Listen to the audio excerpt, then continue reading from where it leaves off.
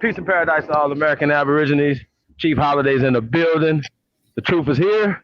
We got Black Lotus Civilization in the building. Peace to the God, man. What's up, brother? Oh, you already know, man. Same old same. We doing it big. I hope everyone enjoyed the live stream they just heard it. That's right. Shout Cause out to I did. A1. Shout out to Ty Data. You know what I'm saying? Aboriginal Juggernaut. Y'all know what it is, man. It's Aboriginal University. Yours truly, Chief Holiday and Professor Black Lotus Civilization, aka Jason Voorhees. Hey man, peace to all the great ones tuned in, man. Hey, this is a real live stream. This is a live stream. Um, we in the building. You're not. What's it? Sunday, September what 29th, 2019, man. You know, as usual, when we always making history, man. This is Egypto-American series. It's part one.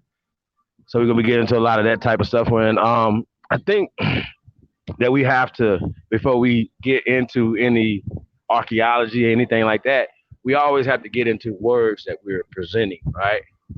If I was to give you a book and you don't understand the words, a lot of the words that are in the book, you kind of be lost and you're not really getting the picture of what's going on in the book, right? So when you hear Egypto America, your mind automatically just be like, well, wait a minute, what are they talking about? Egypt over there? Where Kemet is? You know what I'm saying? So your mind normally goes in that direction and not towards what Egypt actually is. Okay? Egypt isn't indigenous to the continent of so-called Africa. Okay, it's Latin. It's a descriptive term. So when we say Egypto-America, we're just talking about the people who inhabited the Americas from the start of time, right? The copper color races, the Aborigines, the Negro de Terras, the Morinos, the Maroons that these people found when they came in. This is just all the descriptions, all the terms, things or whatever. We're going to get into these conversations because we have identity crisis. And a lot of people are having conversations like, well, I like Indian and I like Moor and I like this and I like that. Some people like Hebrew. But here's the problem, y'all. All these names encompasses our people, right? But sometimes a word can sing you to North Africa. Okay, so we're gonna get into all that or whatever. So like even when we say Egypt or America, it sends you to North Africa. Okay, you start thinking like that as opposed to saying, well, wait a minute, what are they talking about? Well, we're saying that this was Egypt first. This was Egypt, though America first, as opposed to being like they try to socially call it now, Meso, meaning mixed, like mestizo, Mesoamerica, mixed America. Well, what came before mixed America? Well, the scientific term would be called Egypto America. Okay, so when they start telling you stuff about Paleo and Archaic, Pliocene, and different these type of time eras, these are Negroes. This is Egypto America, and it's when you get the pyramids and you get all the other things that what you would associate with Kemet. So that's what we're gonna get into tonight. Hey, Lotus, when you hear Egypto America, what do you think, brother? Well, now I know that the Egypto-America is really the American cultures that they can find in Egypt. And when I was a Pan-African, Afrocentric, I used to literally go around with my Ivan Van Sertima book saying, look, the Africans did all these great things and they came over here and built a civilization for the people here because they couldn't build it for themselves and then left. And I used to think like, dang, I really believe this, but something's not adding up. So when I hear it now, it means so much more. It's letting me know that this is the origin of what people call the ancient Egyptian culture and tradition. And that's how I feel when I think of Egypto-America. Yeah, because I mean, a lot of times, man, like when I was going through my transition too from being an African or fake ass African, right? Every time when we're researching, we're finding pyramids like Cahokia or in Poverty Point or the circular pyramid that they have in Ohio or the step pyramid they have in Kentucky, and I could just go on and on and on and on the Pyramid of the Sun, the Moon Temple, and all these other places, right? That we can get into these things, right? I always like, well, damn, Africans came here, right? They came to America, right? And I still believe that we came to America first, and even when I was in that mind frame, right? So even one of my avatars I used to have was a red, black, green America, right? People were like, well, shit, man, you was a Pan African, pushing America stuff. Well, actually, red, black, and green comes from America, so we can get into all that too. Yeah, a lot of things that they accredit to other places come from America. You know what I'm saying? So even our so-called struggle, they call it Pan Africanism, right? But is it really Africanism? It's not Africans a part of it. You know what I'm saying? So yeah, we gotta think about that. So yeah, when we're talking Egypto-America, man, we're talking a Latin term, and like we said before, lots of times that Latin comes from America. And people say, "Oh no, Chief, you don't know what you're talking about. It doesn't." Well, I say, where does it come from then? Because you obviously know. And if you're saying it doesn't come from America, then you're telling me you know where it comes from, right? And see, then we'll have those type of discussions, right? But you obviously don't know. It doesn't come from the continent of Africa, right? Yeah, And so you got. your mic keeps messing up. All right, what about now? Testing. Oh, it's clear, but it's like it's wind in the background. Yeah, it's a lot of wind. Hold on one second. um, so yeah, man. So that's what we got going on tonight, y'all. We're gonna get into this culture, man. And we're gonna have a discussion tonight about what should we call ourselves, right? And like I told y'all before, I anything that gives us power is something that we should be calling ourselves, right? I like American. American gives us power. And when you look up the definition of American, Aborigine, is in the actual definition of what we're talking about when we're talking about an American. Copper colored races of people, Aborigines, they found when they came here. So we have to talk about that. We got to stop being so emotional and tied to a lot of words. You know what I'm saying? People are tied to the word black. And they see that doesn't give them social, political, economic power, but they still attached to it. Y'all understand what I'm saying? And it's like they feel like you cooning if you're not attaching yourself to the whole black, out of Africa, eugenic theory. And like I said, it's always interesting to me that the guys that do not fuck with the theory of evolution, but they rock out with the out of Africa hypothesis wholeheartedly, and not even seeing that they, contradicting themselves when they say that. So I think that's something that needs to be addressed too. Um, but yeah, so a lot of times when we were seeing all this stuff here and we attribute it to Africa, like people came from here. So when we see languages, oh yeah, we attribute that to the Phoenicians, but it's older here. You know what I'm saying? So you went through the languages the other day or whatever. A lot of that, once you start studying languages and start studying things like that nature, it helps you with your research. It helps you to understand a lot of the misconceptions, the miseducational things that they're doing in these books and these articles and stuff like that. So when you listen to stuff, you can't take it wholeheartedly. Like, so we're gonna read some articles tonight. We're not saying, oh yeah, that's it. The USA Today or the Smithsonian, who's been hiding shit for at least 100 years, okay? At least 100 years. You can't take everything they say 100% a grain of salt. But what you have to do, you have to cross-reference one thing with another thing, one study with another study to come to a proper conclusion. But what people come to are political speculations. You understand what I'm saying? And so once again, it's about attaching ourselves to power. So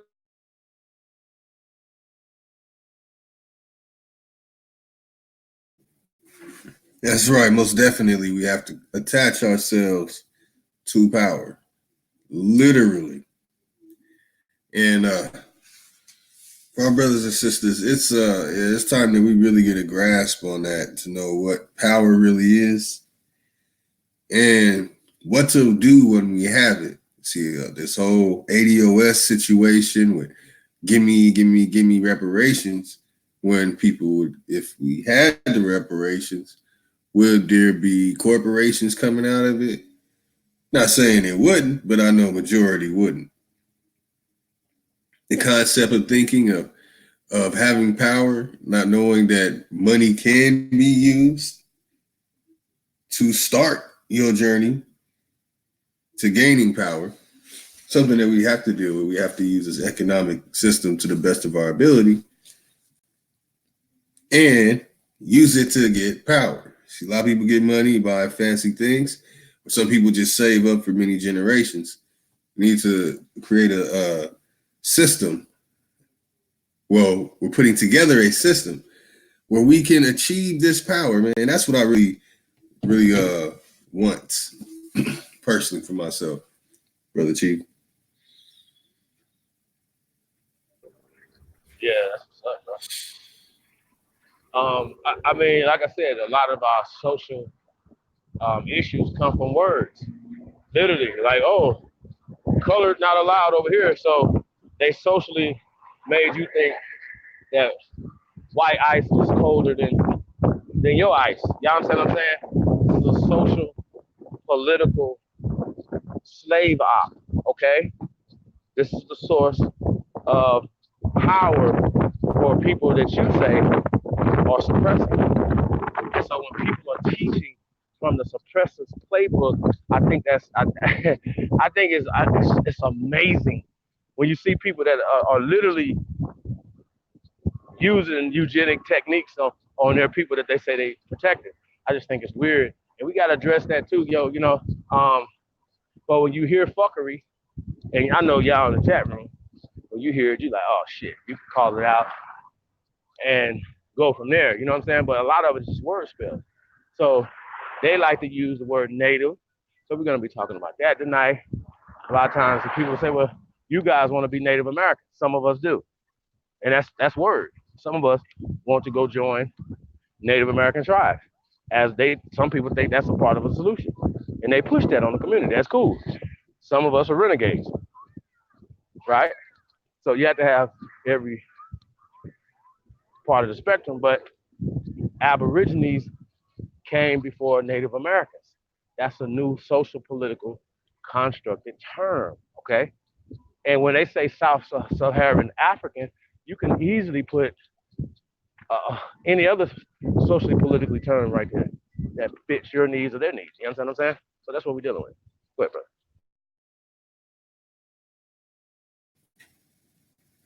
Yeah, that's right. The Native American, it was a political movement done by what we would call Dawes Rose Indians.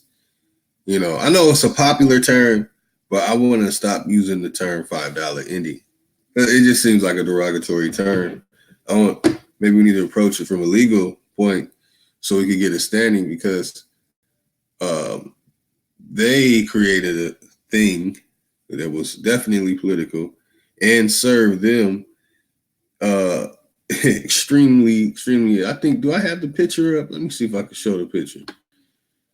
I might not want to. Do I got it up?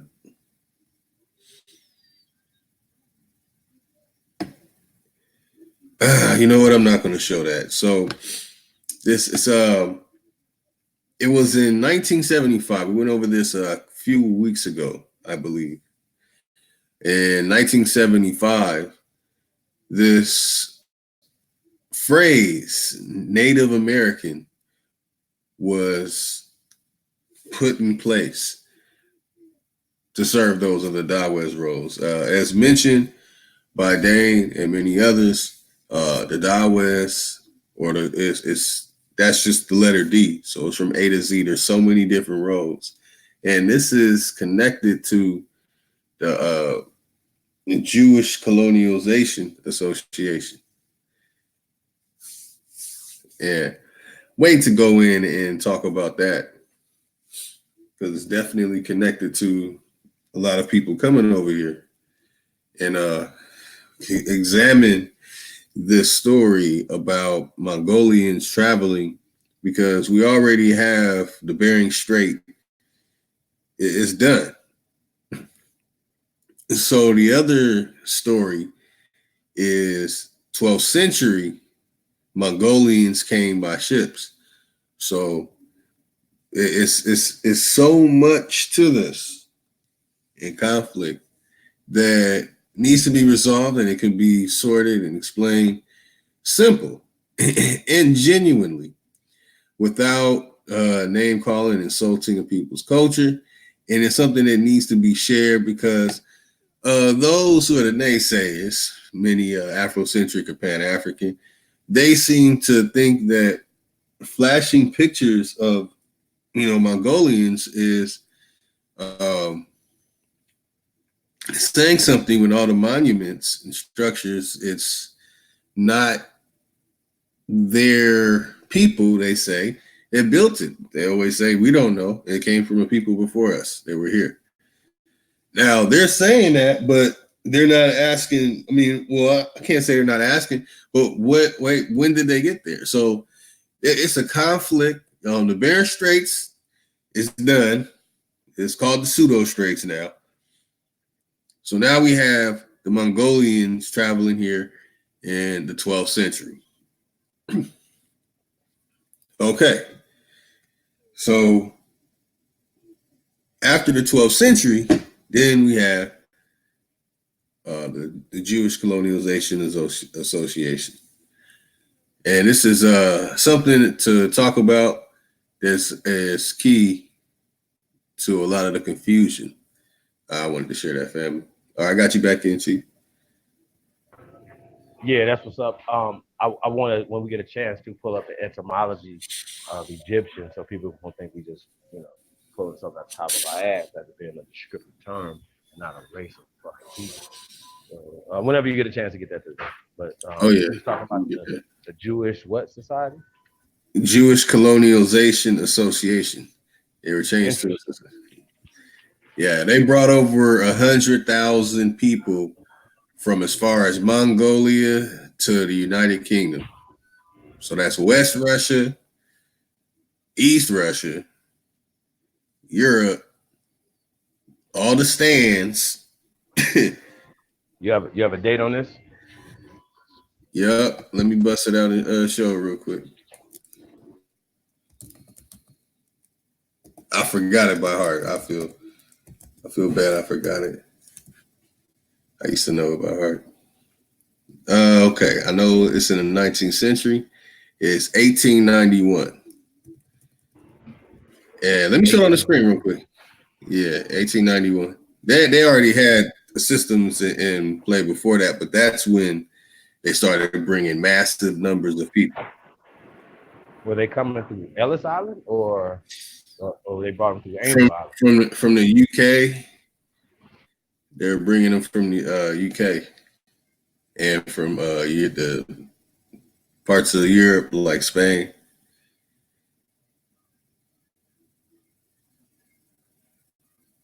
Very interesting. Hold on real quick. I want to pull up the one. There it is. I want to show. Yeah, I want to show this one because this is important, and it's driving. It's literally driving me crazy because I've shared this, and it's like, damn, man, they don't get it. Now I see what you be saying. Like, man, they slow, or is this intentional? Like, are they doing this intentionally? Gotta be. All right, let me see. Okay, there it is. I hate that it's on Yahoo.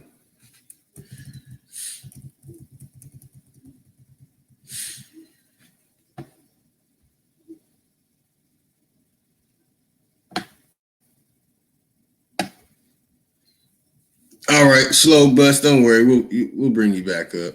You go ahead. You're gonna pull up on us in a minute. You'll be needed. Jewish Colonialization Association, philanthropic. Philanthropic. I'm messing up the word. Excuse me, y'all. Association to assist Jews in depressed economic circumstances or countries of persecution to immigrate to settle elsewhere in productive employment. Found by Baron Maurice Day Hirsch in 1891. It was incorporated in London as a joint stock company whose other shareholders were Baron Edmund D. Rothschild, J. Goldschmied, Sir Ernest Joseph Cassell, F.D. Mokata, Benjamin S. Cohen, S.H. Goldschmidt, and Solomon Reinach. Yeah, I probably pronounced that one a little different. In 1893, the Hirsch shares were distributed between the Anglo-Jewish Association, that's another company that's connected with them, and the Jewish communities of Brussels, Berlin, and Frankfurt. The basic endowment was later increased to 8 million pounds. The association offices were located in Paris until transferred to London in 1949.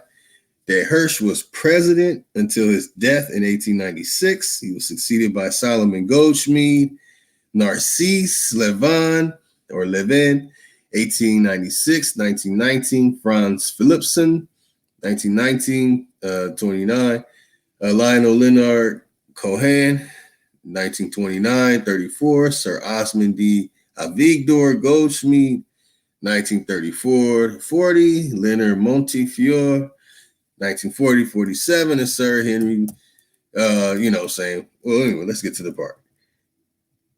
All right. Immigration was the cornerstone of ICA's activity throughout its history. From 1904 to 1914, ICA established 507 immigration communities in Russia and a central office in St. Petersburg, with the approval of the Russian government. In New York, the Hirsch Fund established a trade school in 1891 in order to prepare new immigrants from the task of earning a living.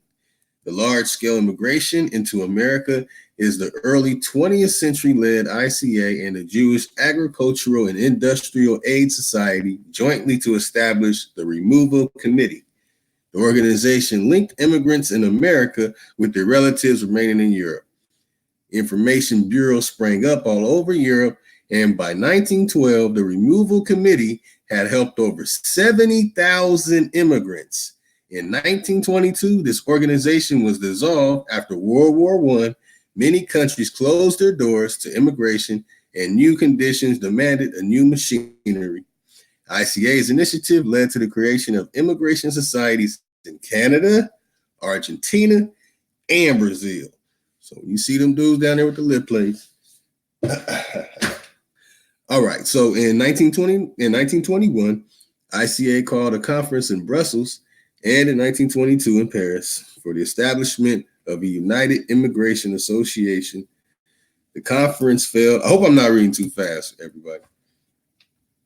So yeah, let me slow down. Okay, because I just read a whole lot right there.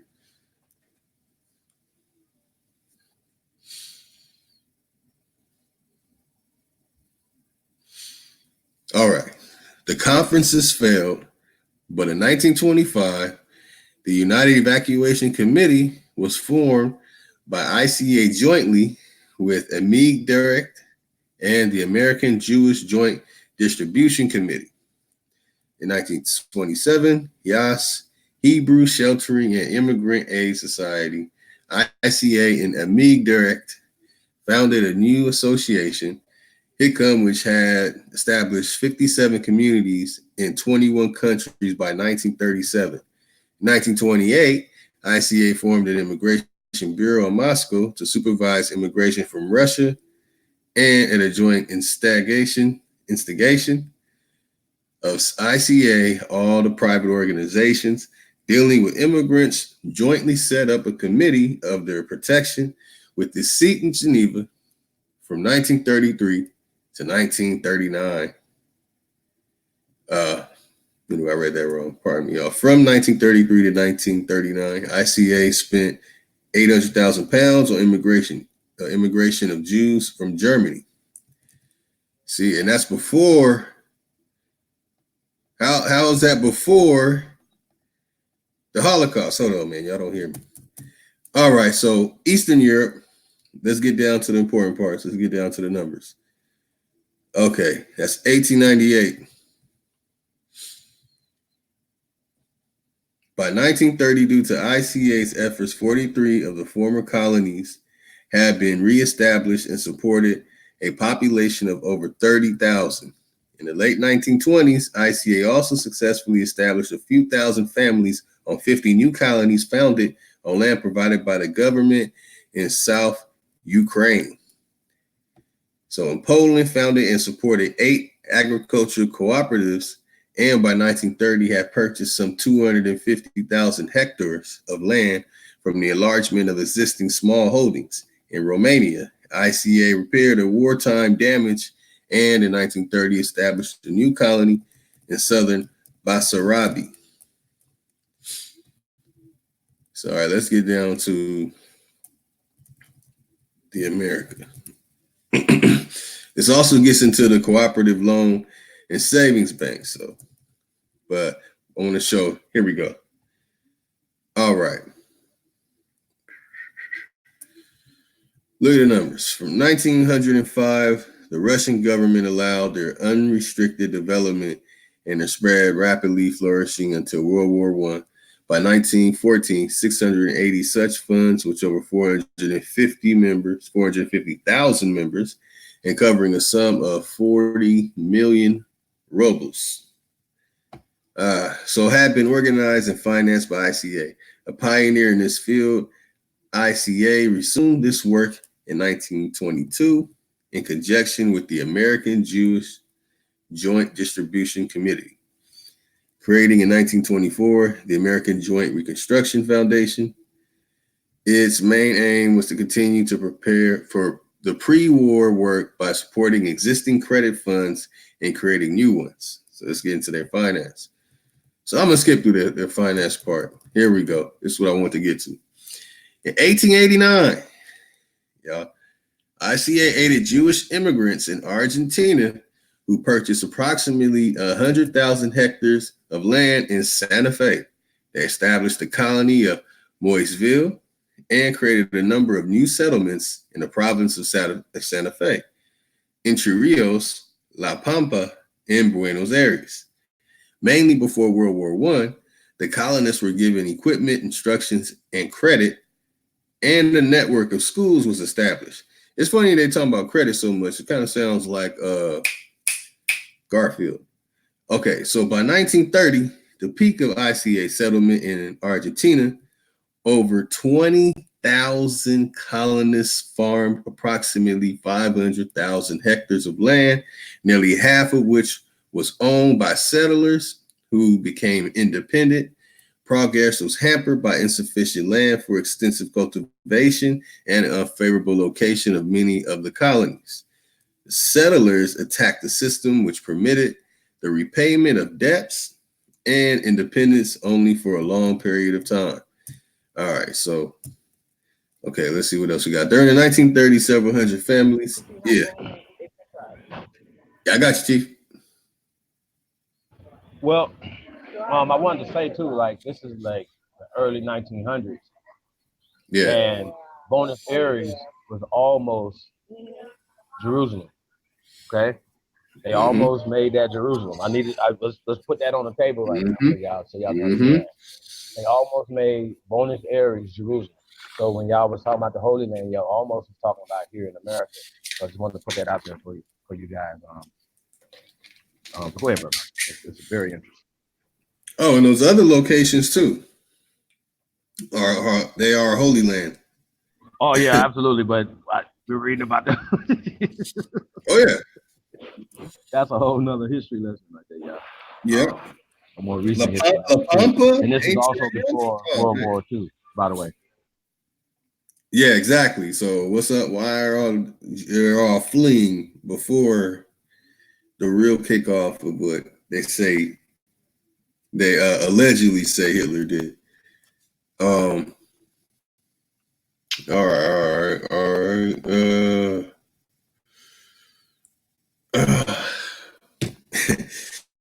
During the 1930s, 700 families from Germany were settled on the land, but town life attracted many, and by 1966, only 8,000 Jews remained in the ICA colonies. Yeah, they brought it. Okay, I'm not going to interject anything. The population, there being largely non-Jewish, nearly all the settlers by then owned their land, and ICA's role in Argentina was rapidly diminishing. See, we're going. Yeah, I can see the situation going on in Argentina now, which Okay, that's a story for another day as well. In Brazil, 1904, ICA acquired land in the Rio Grande do Sul area, and a small colony was established for settlers in Bessarabia. Bessarabia. It's a certain way that they say it. I'm not saying it right. The colony did not prosper, and in 1928 was virtually liquidated. A further colony of 93,000 hectares was established in 1909 in Quatro Irmãos. Was disintegration, disintegration, and began before World War I. ICA tried to revive the colony by resettlement, but political troubles combined with the mismanagement led to its liquidation in 1965. And you see when it falls off in 1960. Ah, man. One further attempt at Brazil settlement failed in the 1930s when the ICA selected families in Germany from settlement in 2,000 hectares purchased in the state of Rio de Janeiro. From 1953, the Brazilian government followed a more liberal immigration policy, but potential settlers were lacking. By 1960, large areas of land held by ICA had been liquidated. Meanwhile, ICA had established educational institutions and credit facilities in the main center of Jewish settlement, and from 1954 onward continued to support the latter in conjunction with the American Joint Distribution Committee. So this is showing you in Brazil, it didn't work. That's why Brazil is still looks the way that it does. Chief, you there? Oh yeah, you there. You get some water. Yeah, I'm here, bro. So this one person, the Hirsch, is connected to bringing a whole lot of people over here. And they were doing this before that as well, before 1891. It's just that they started doing it like this. So that's something that definitely needs to be investigated. Okay. Let me get to the important parts. The funds of school. In 1900, the two organizations jointly established the Jewish Agricultural and Industrial Aid Society. See, so that's the industrial. All right. Later, the Jewish Agricultural Society. This is agriculture, which acquired land in New York, New Jersey, Pennsylvania, and Connecticut in order to settle Jewish immigration on the land. By World War I, see, people think that it was happening after World War II, and they tell you, was it Project something? I don't even want to get into that. 78 farms have been established. The main work of ICA in the United States was not, however, this small-scale colonization, but the provision of credit facilities for the immigrants. By 1930, ICA had distributed over 10,000 loans. Work in the educational field was less successful, and Woodbine was closed down during the interwar years. By the outbreak of World War II, ICA's activities in the United States had virtually ceased.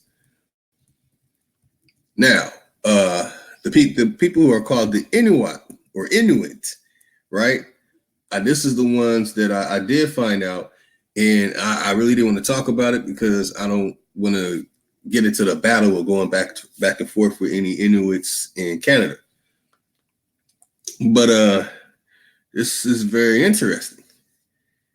It's very interesting. 1892, ICA established the colony Hirsch in the province of Saskatchewan in Canada, where some Jewish families had already settled in the 1880s. Now, remember, I mentioned that they were already doing this, going around and taking people, and they had large ships. Okay, and aided individual immigrants arriving from Russia in the 20th century. Until 1903, The Jewish Agricultural Society of New York managed ICA's colonization work in Canada, and several new colonies were established in Manitoba and Saskatchewan. In 1909, the supervision passed to a Canadian committee formed for this purpose. By 1910, ICA had founded or aided 5 main colonies with a population of 777. I guess that's that holy number for them, huh? So on any area of 49,914 acres and a few smaller centers, the Canadian government refused to seligar expanses of land. So maybe that's a typo. I don't know, because that might be sell larger expanses of land. Well, anyway, blocking the way to a more extensive settlement, the economic position after World War I led to the disintegration of a smaller center, or of the smaller centers. ICA tried to expand the more successful colonies, establishing 40 farms for new immigration by 1930. And after World War II, ICA settled a number of people from displaced persons. Camps in the fertile Niagara. Is that it? Niagara? Am I saying it right? Niagara Peninsula? Niagara. All right. Niagara Peninsula in South Ontario. And by 1960, approximately 120 families were farming under the auspices of ICA. And then look, see, they talk about going into Israel after World War II, right? But in 1896, what's going on here? So we're not going to get in that. We're not focusing on when they went in there. But all right, we got Cyprus and Turkey. We're just focused on what's involved with America. All right. Hey, Lotus. Yeah. Yo. Hey, I'll be right back. I gotta plug my phone. All right. Only about 10 minutes. All right. I'm gonna be still listening.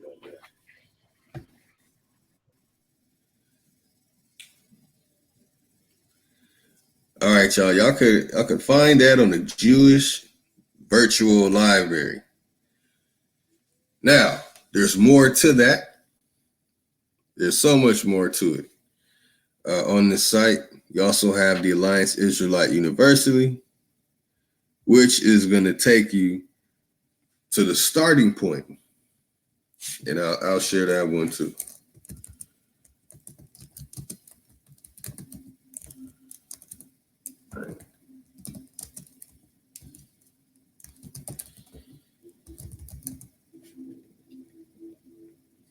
Excuse me, y'all.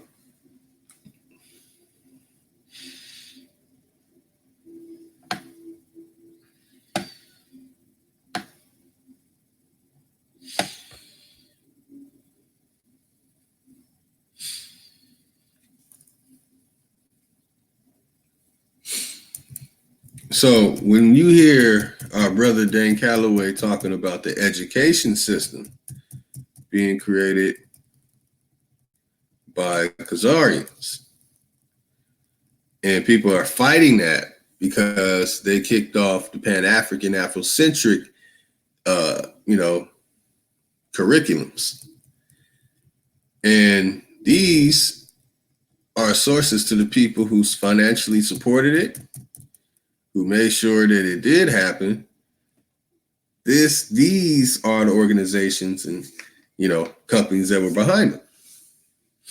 And you'll see up here, Goldschmidt name pops up again. See, Goldschmidt was a part of the Jewish Colonialization Association and many other names that it started changing to. You have what's the other one? Narcisse Levin.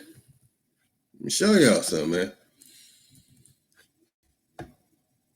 Aims and activity.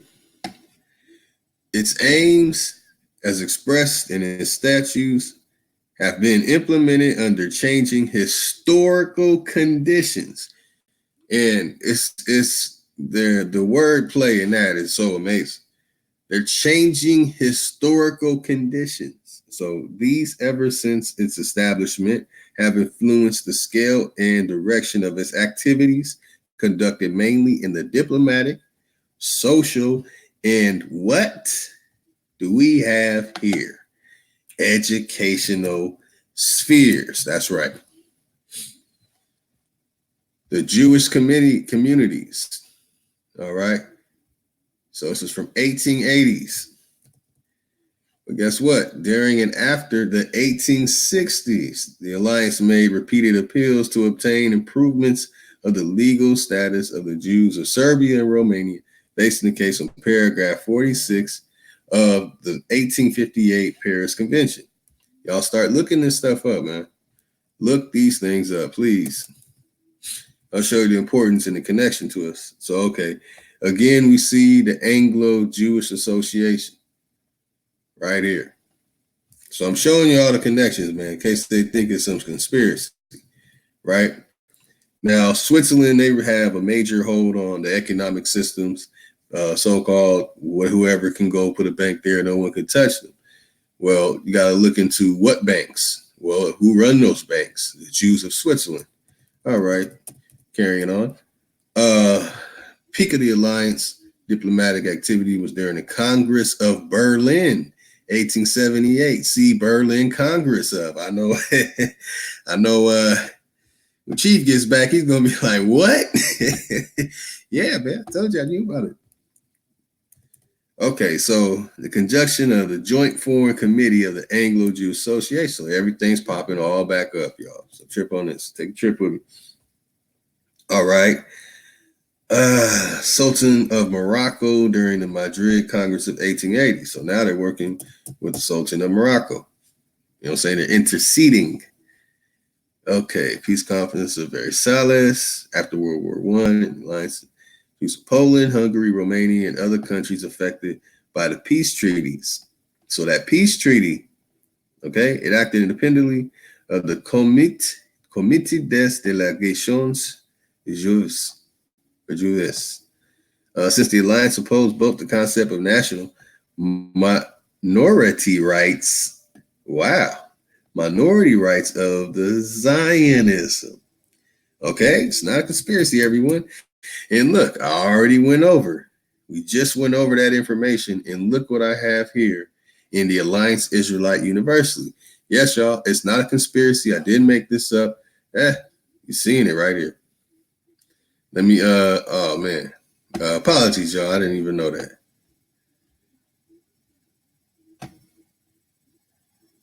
Hold on. So I've been reading it and y'all haven't been seeing it. Okay.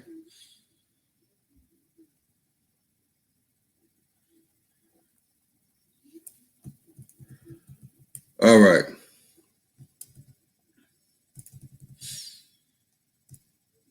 So here, it's the Alliance Israelite University.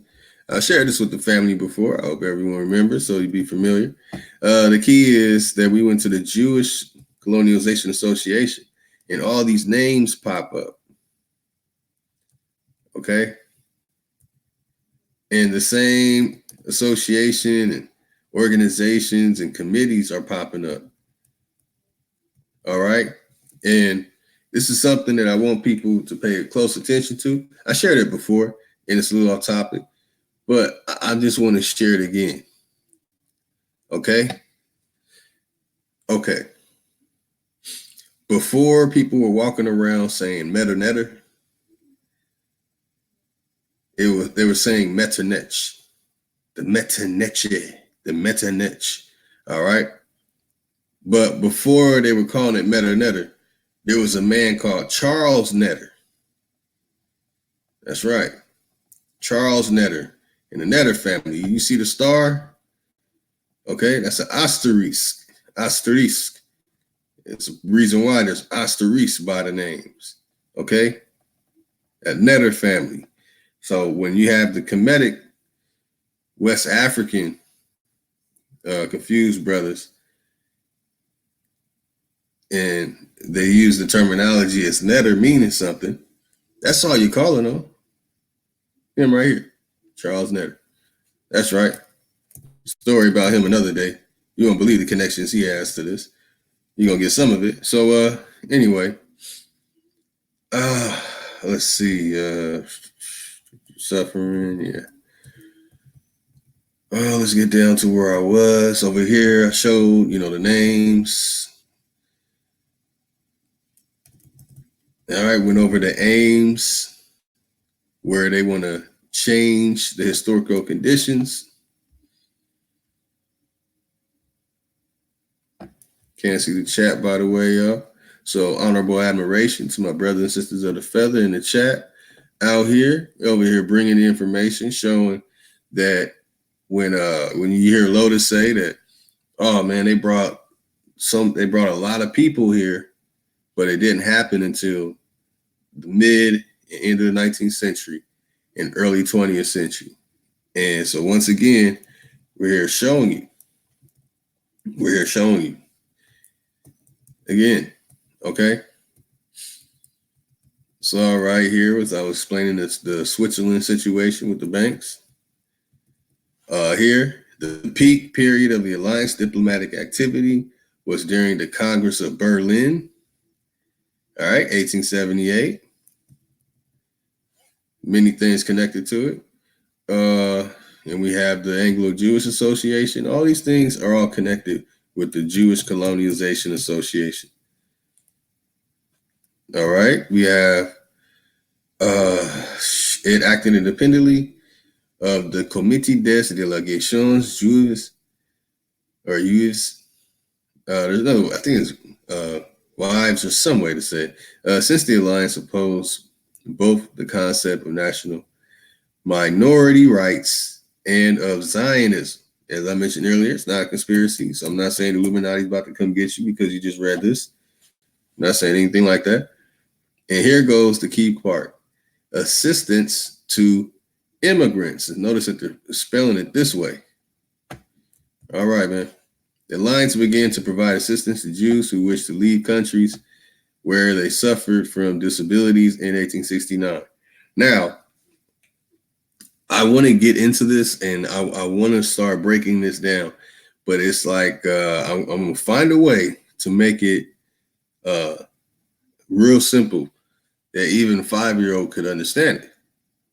So I'll try and make it short as possible. Okay, the people who we're calling Khazars, according to their story, they say that they came out of Oguzark or Oghuz Turk.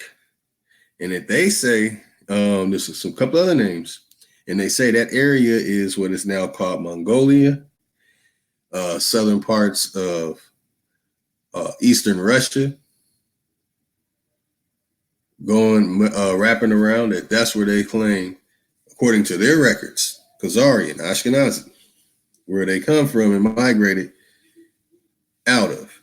This is what they say. I'm not saying it's true or whatever, but something to pay attention to when you hear that, they brought a lot of people from Russia and other parts of Russia, southern parts of Russia. We're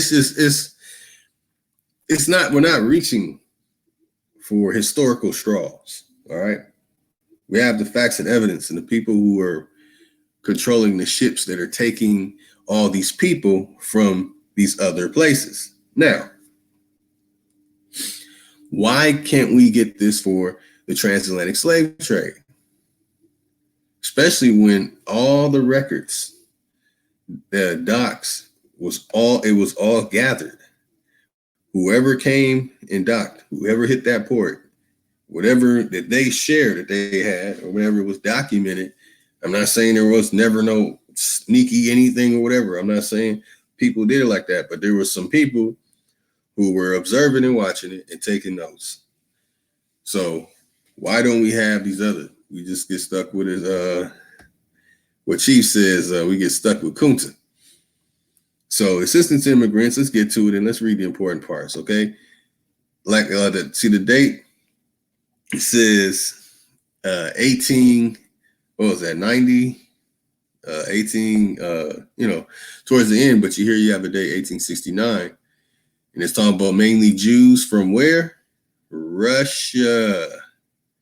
and Romania. And people think they're just talking about West Russia. No, there were people fleeing. Well, anyway, it contacted both institutions and individuals in the U.S. in assertion whether Jewish immigration there was desirable, the numbers that could be absorbed, and the most suitable qualifications. The Jewish migration was regulated by the Committee for Jewish Refugees of Königsberg, established by operated in collaboration with other Jewish organizations. Königsberg Committee also cared for the placement of starving Jewish orphans and German Jewish families for possible adoption. With the commencement of mass immigration, again, with the commencement with mass immigration from Russia after the program's typo of 1881, the alliance again shared relief activities with other Jewish organizations. And when the first wave of 4,000 refugees, all right, arrived in Brody, Galicia, that year Charles Netter, see his name pops up again, he's the Kemetic savior, God of the Kemite, went there on behalf of the alliance. He failed, however, to cope with the unprecedented stream of immigrants. Subsequently, the alliance participated in several conferences of Jewish organizations and that it held in 1882, which charged to find opportunities for Jewish immigrations outside of the United States. It participated in 2 such conferences after 1891. There it is. Although by then it had decided that it would not support the refugees in order to discourage further immigration. So notice that they're not saying Jewish people. I want people to pay attention to these words, y'all. There's no wordplay going on here, y'all. Pay attention to this. They're saying Jewish immigration, Jewish immigrants. They got immigrants spelled like this. They got immigration. And then they're saying refugees. That's right. Let me read this again. See, I used to just read this and, you know what I'm saying? And I would just, I wouldn't. Well, you're getting into that, y'all. Y'all getting into that. Okay, so it participated in 2 such conferences after 1891, although by then it had decided that it would not support the refugees in order to discourage further immigration. In matters of migration, the alliance also cooperated with the, wait for it, that's right, y'all, I know y'all see it, Jewish Colonialization Association. I would take a bow. We're not done yet. Education. Is that right? Oh. Hey, what's going on here? Education in the 1890s, the alliance began to concentrate its efforts in conjunction with ICA on aiding Jewish education, especially in the Balkans, until after World War I and the Middle Eastern countries. Now let's see what's going on here with this. I'm not going to read all of it. We're going to find parts connected. Okay. The important network of schools established by the Alliance made rapid progress with the help of large donations by who? Who kicked off the Jewish Colonialization Association? Baron Maurice J. Hirsch. That's right. What did I say? Okguk Turk. Okay, so it's to improve the position of the Jews in the Turkish Empire by instruction and education. I'm telling y'all, man, people be thinking that we've been making this stuff up. To improve the position of the Jews in the Turkish Empire by instruction and education. These amounted to 1 million gold francs in 1874. You see how long ago this was, y'all? And 10 million gold francs in 1889. In Greece, 10 schools were open at intervals, but progress there was arrested in a period between the 2 world wars. Only 4 remained open by 1939, and there were none but none by the 1960s. In Bulgaria, the alliance established 10 schools between 1870 and 1885. Is this a conspiracy, y'all? Let me see the chat what's going on. Let's see if our good brother Chief came back. Okay, now let's see what's going on. See what's going on in the chat.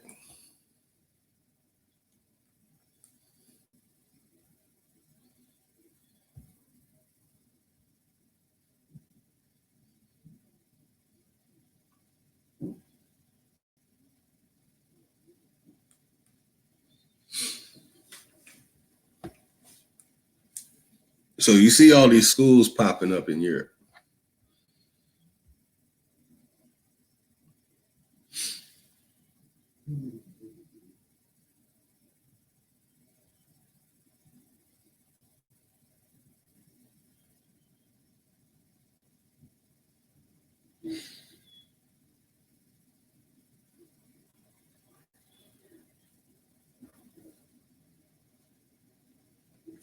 Okay, so I'll focus on just sharing the numbers. All right, so here goes the math on this.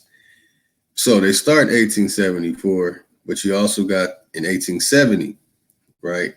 Schools from 1870 to 1885. So even before 1874, they were already 4 years before that had schools. So these gradually disappeared soon after World War I. A similar process took place in Turkey, where in 1912, the alliance possessed 71 boys' schools and 44 girls' schools, which 42 were European Turkey, including the Balkans, and 63 in Asian Turkey, including Iraq, etc. From 1932, the alliance is gradually handed over its schools to the local communities. So when they handed over the schools to the local communities, did they change the educational system or did they keep it the same? All right. So here we go. They also built, so they're taking people out of these areas and then they're building, they already built schools in these areas. What's going on here, y'all? Siberia, Romania. Look at this. So when I say, man, don't trust a lot of the information from the educational systems in Morocco, this is the reason why I say that. Don't trust what they say is coming out of Iran. How every single person has did something great and brought something forth. Golden Age of Islam and all that type of stuff is coming out of places like Iraq and Iran. Y'all peep this, man. In Morocco, the schools in Tetuan founded 1862. So now we have 6 years before 1870. What's going on here? And 10 years in 1869.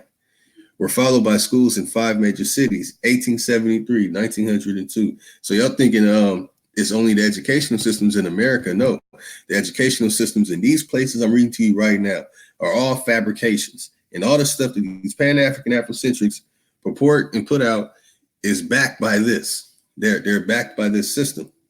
It's a system that they have to stand on. This is their foundation. I don't care what master teacher they throw at you. It's their foundation. So in 1915, almost 5,500 pupils attended 14 schools. All right, so at the time, the French, blah, blah, blah, is going. So we get to the 1928 public education department, y'all. So what we got here, y'all.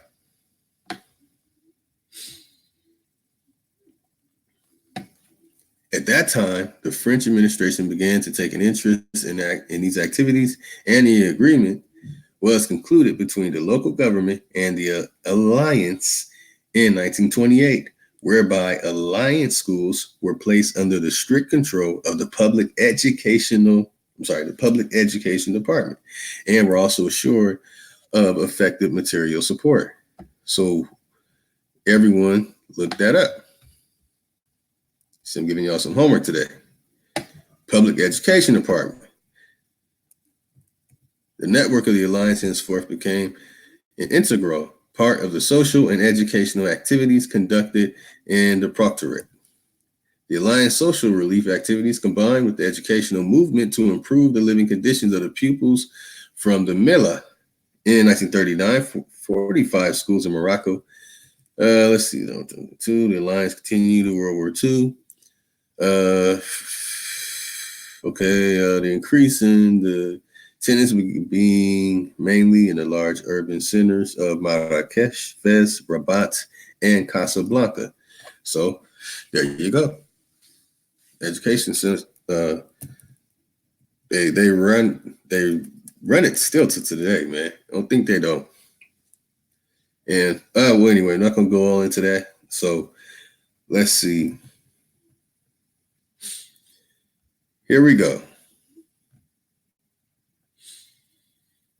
In Casablanca, the Alliance also established a school for sufferers from tracheostomy,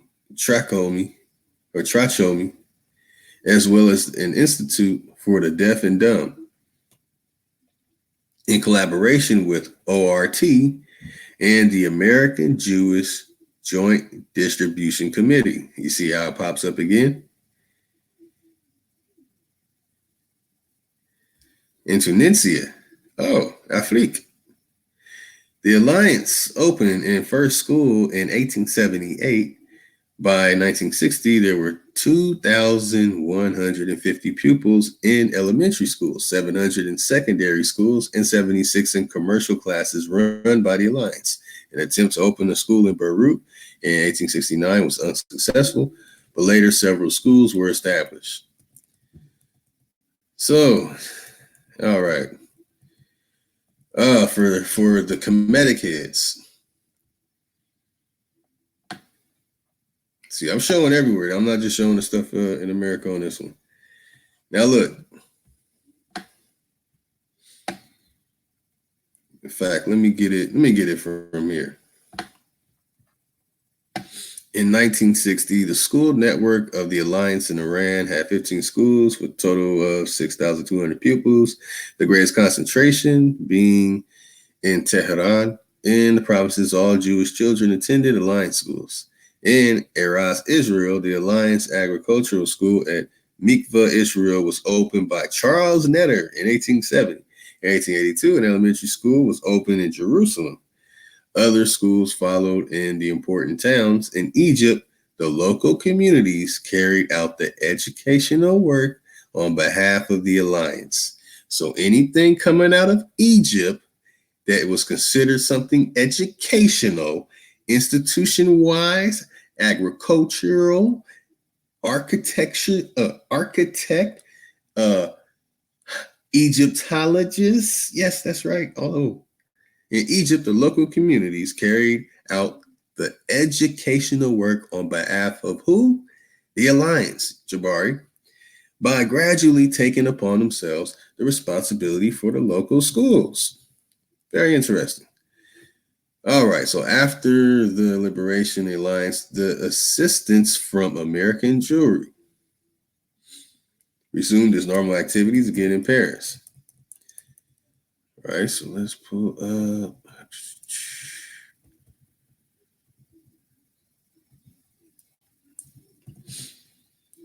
So anyway, let's bust it out to America. So we see they're conquering everything along the Mediterranean. They said we're going to take over all these Mediterranean countries, and we're going to create these educational centers and put out our way of learning. They were also with the Oriental institutions as well, the Orientale.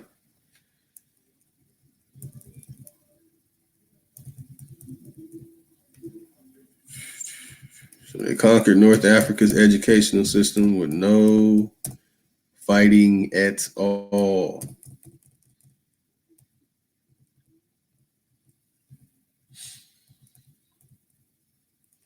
All right.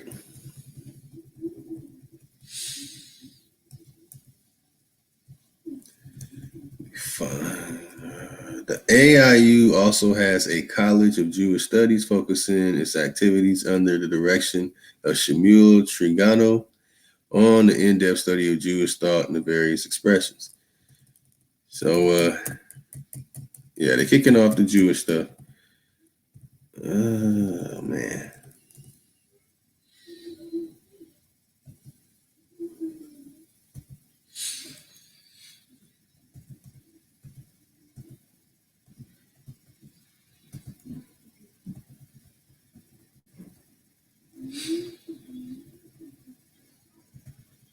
And they had to push to have women teachers, which is nothing wrong. Women are the first teachers anyway. But some of the coaches are the people who they were trying to conquer their mind by creating a center for educational learning. So you would think at that time they created some type of economic system or a job that the people who are in control of the economics, you're going to have to go to their school, receive their education in order to work for or make as much money as they are. So there's so much more to it. Y'all can look up this stuff, man. Look it up. It gets real deep with how many people that they were bringing over here. And it's happened so recent. So it's mind blowing. And for me, I used to read this and it was like whatever. And then I had to keep going over that information. All right, so let's see what's up, man. Peace to the chat. All love, family. See what we got in the building.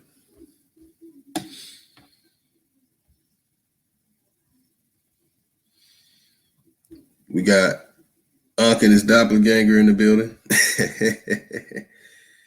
All right, man, get on the bus.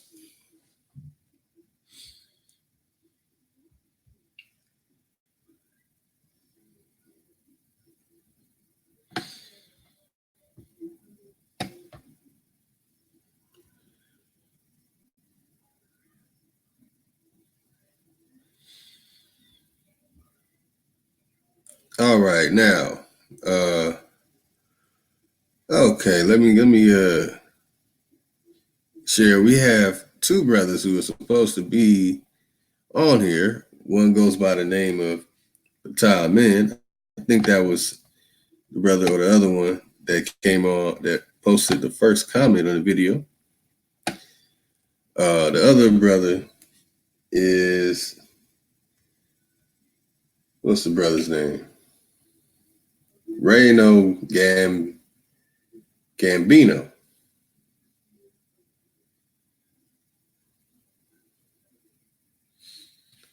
See, and he's look.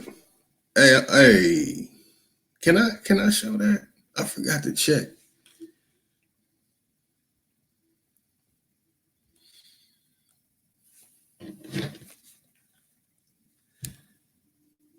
Hold on, y'all. I'm gonna see something real quick. See if I could do this.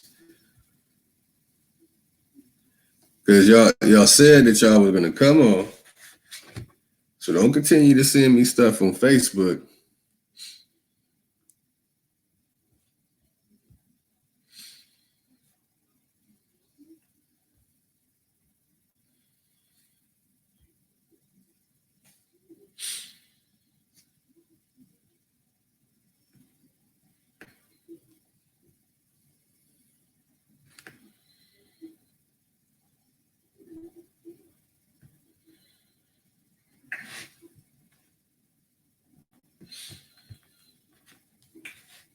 Okay, let me see if this works.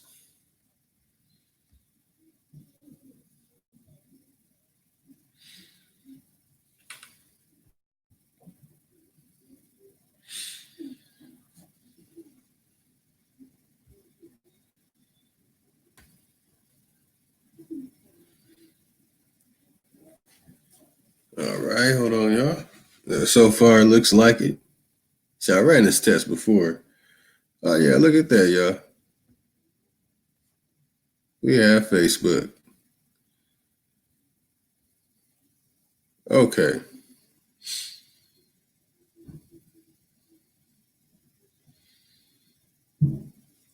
Man, what was this silly nonsense you sent me?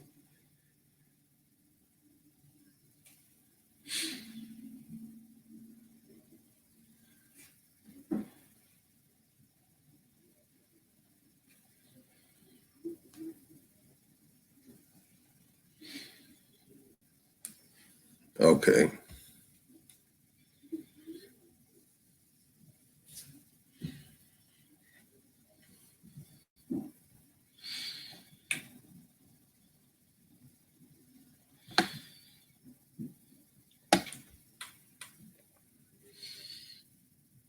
I don't know if I could.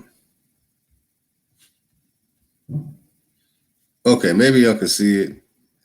Doesn't look too big on my screen, but you see he's showing, like I said, 9 times out of 10, these are the refugees that the Jewish Colonialization Association were bringing over. And it was so many of them, as you just heard me read and show. So, all right.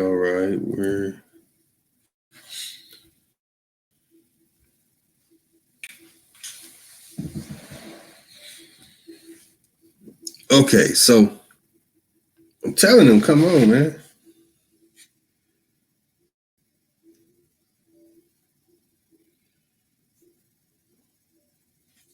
Stop being scared.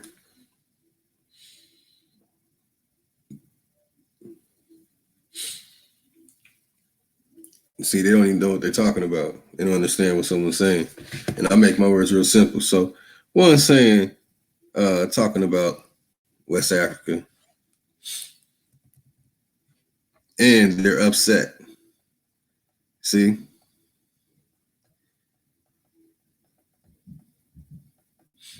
They're upset.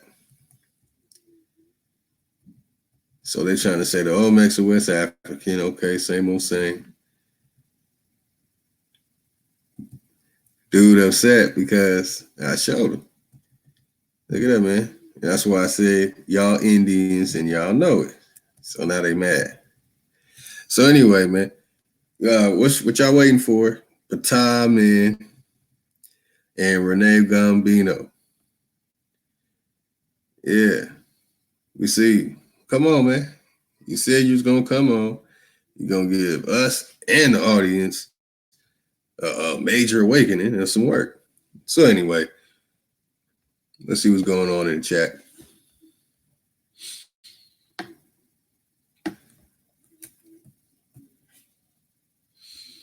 Got Libra Sun in the building. Be busy. Let me get up high as I can. All right.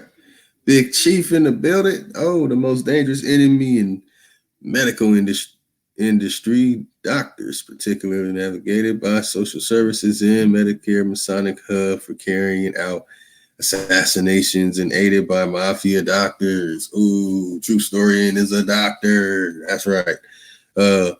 Julie Carey says, hey, Big Chief. Yep, yeah, that's right. We got Be Busy in the building. We got, that's the Worldwide Doctrinational Center coming out of Jewish Colonialization Association, Alliance Israelite University, doing a whole lot of things, man. Good brother Libra Sun, salute right back at you. Peace, MJ Givens. We got KSR in the building. Explaining that it was deep. Yeah, I mean, it's very interesting information. It gets deep when you dig into it, when you like, oh, well, let me look up that. They're saying there's so much information, like, let me look it up. When you look it up, jaw drops, like, what was going on here? What was really going on? And it's not like something that you found on Dan Brown's book with Tom Hanks starring in the movie.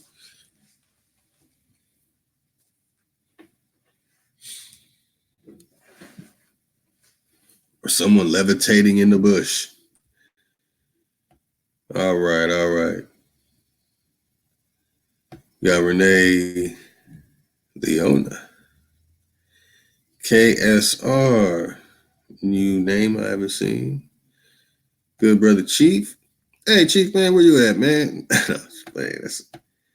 All right, L Boogie in the building. Just joined the group. Oh, welcome. Welcome, Sister of the Feather. Salute right back at you, Big Chief. All right, man. Good to see the family here in the building. Yeah. Good brother Chief put it out there, as you know, on the cognitoforms.com, the First American Council. That's right, the First American Council Declaration of Reclamation.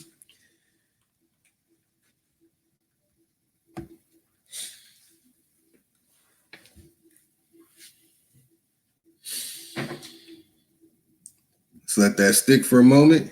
Hey, Chief, you know what? Then we can play a video, a short video for the family. Let me find one. And we'll come back on where the brothers want to come in on the open panel.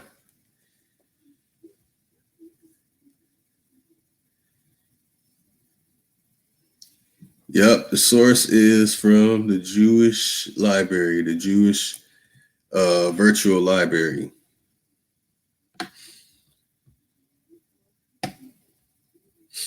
Yep, so you got to read it and examine all the trickery and what's going on. That's why it's like you have to look up the words that are being said. That's why I love that I can show it on video so people can see exactly how to spell it so you can get right to it without, any problems, man. So, yeah, look it up, man. Look. Philanthropy. What is this?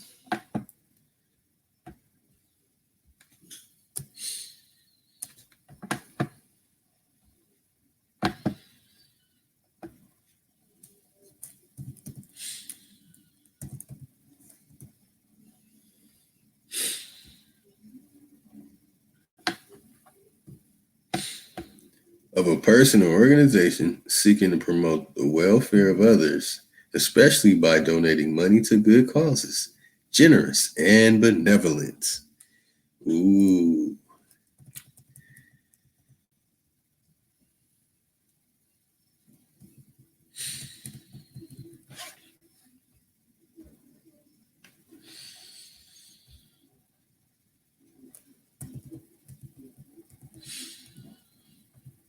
Now you also have the another good source, the Jewish Encyclopedia.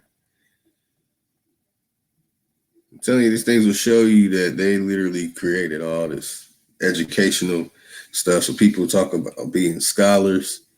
There was a system that they had, and it was, well, maybe I could play that video. Let me see how long it is.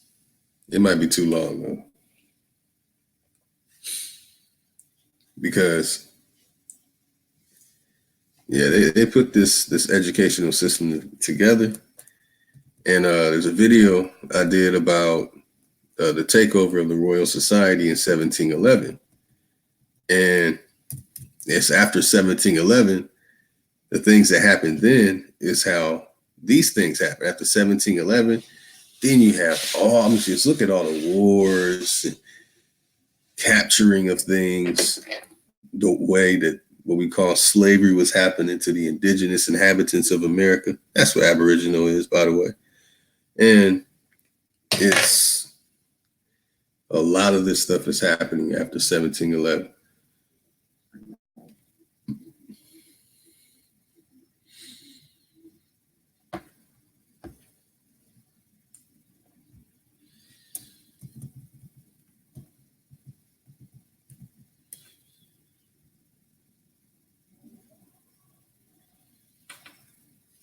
Oh man, I think I did that on a tribe.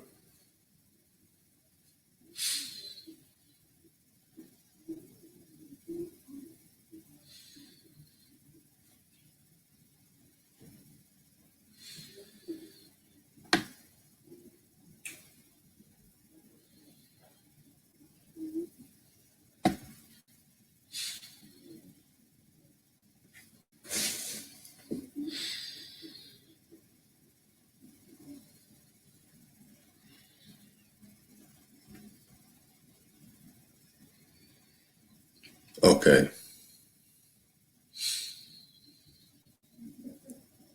So I'm trying to see in the chat, y'all. Y'all see some comedic? Tell them clock in. Let me throw it up there.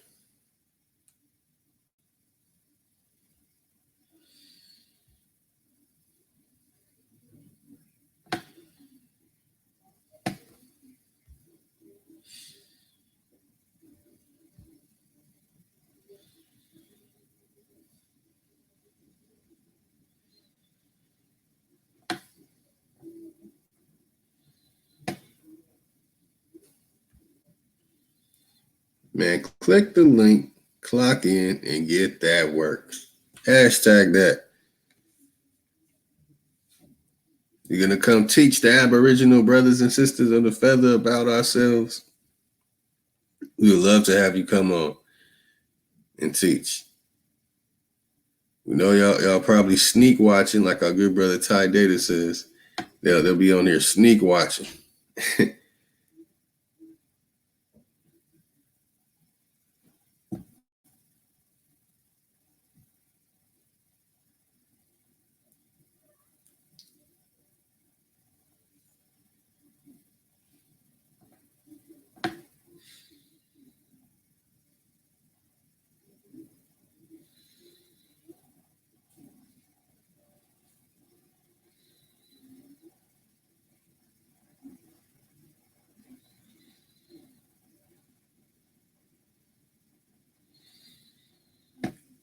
All right.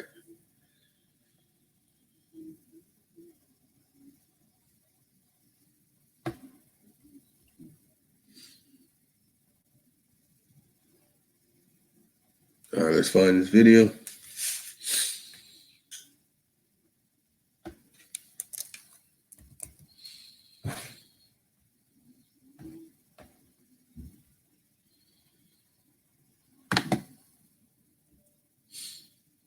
Give me a moment, y'all. So as you can see in the information that we read, there is something going on with the a massive migration. Again, a massive migration of people. God damn it, that's the wrong one. A massive migration of people being taken.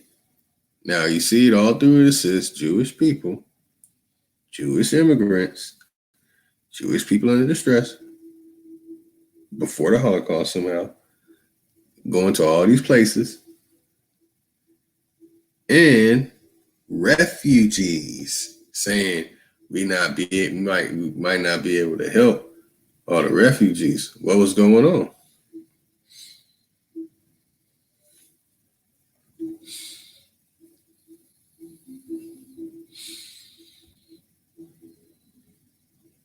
Welcome back, Chief.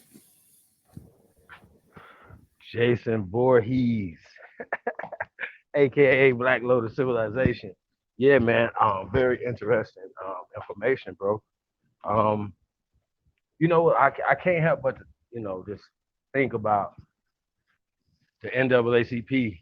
Why they were doing this, they were setting up the NAACP at the same time. You know what I'm saying? It's setting up the school systems, setting up all these things of indoctrination. I mean, all this is not happening at the same time, late 1800s, 1900s. You know what I'm saying? This is not a coincidence that all these things are happening at the same time. Because when the power shifted, the economic power started shifting here in this country. And so these are the people that's behind it. Let's say that. How about that? Let's do that. And so it's always interesting how 100 years later, these people are still manipulating our community. Think about that. The manipulation of our community by these people is at an all-time high because we're supposed to be smarter. We're supposed to have more information than let's just say Dr. Martin Luther King, even Dr. John Henry Clark. We're supposed to have more information, more science, more things on our side. Check. So when we're acting like we don't know things as a community and we allow things to continue to keep happening to us, I just think we're weird, And that's why I say that we're how we're moving. We can't continue to move like this. We have to call shit out. We got to stop it, especially if it's people in our community. We got to stand up in the church and raise our hand and be like, "Yo, you're violating children." You know how many people that don't even stand up for that, or they'll just, "Well, I'm gonna protect mine and don't worry about nobody else's child," or look at all the people that have supported R. Kelly. Think about that. He could have did it on his own. He had a dude that would be passing out his number for him. That's what I'm saying. So people knew what he was doing, but still supported him. So these are the things we're saying. That's the moral fabric. People do anything for money, especially for money. So yeah, um, these people have maneuvered themselves into power, and this we're looking at some of the origin of it right here. Um, hold on, yeah, I just man, very interesting information. So what were they colonizing though?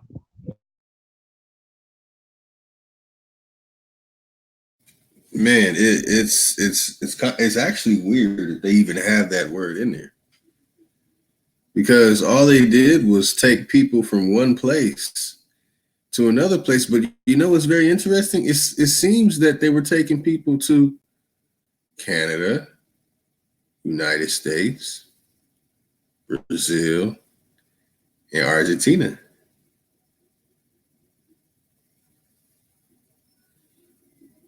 Hmm.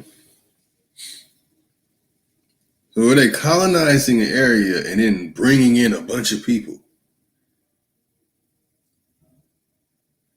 And it didn't work in Brazil. The brothers down there, they're just like, nah, man, the feathers don't fly over here like that, and shut them down.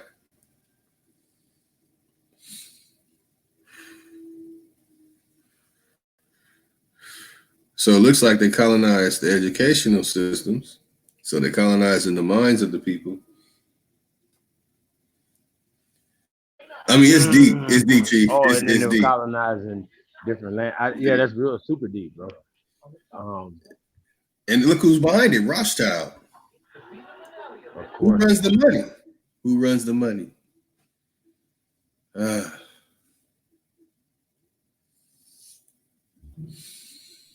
of course. They've been behind all of it. But it's not a coincidence. Once again, we're talking late 1800s, early 1900s, just to shift the power in World War One, World War Two, and every other conflict um, was based off of control of the economics, the banking in these different countries. So yeah, man, these people shifted it. You know what I'm saying?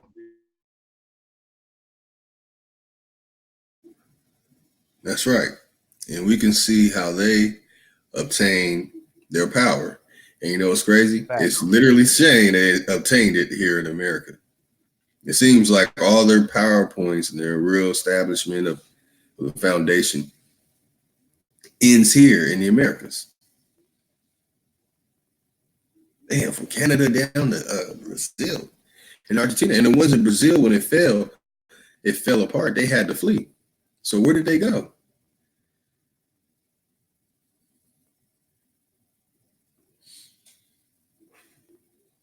Yes, it's very interesting, man.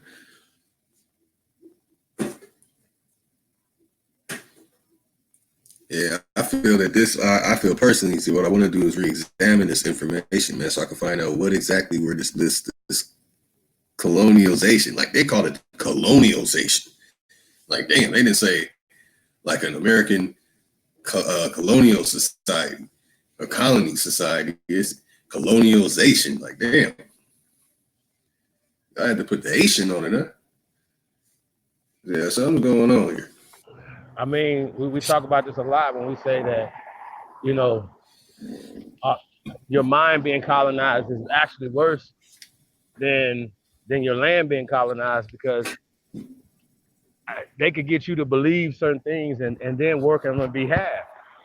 Think about it when we talk about a lot of these conflicts on between us here on this land. It was us against each other. See what I'm saying? We were going back and forth against each other for somebody else's behalf. You know what I'm saying? And it's just interesting how these people have came in the 1900s and taken over um, the government, right? You know what I'm saying? Let's just keep it real.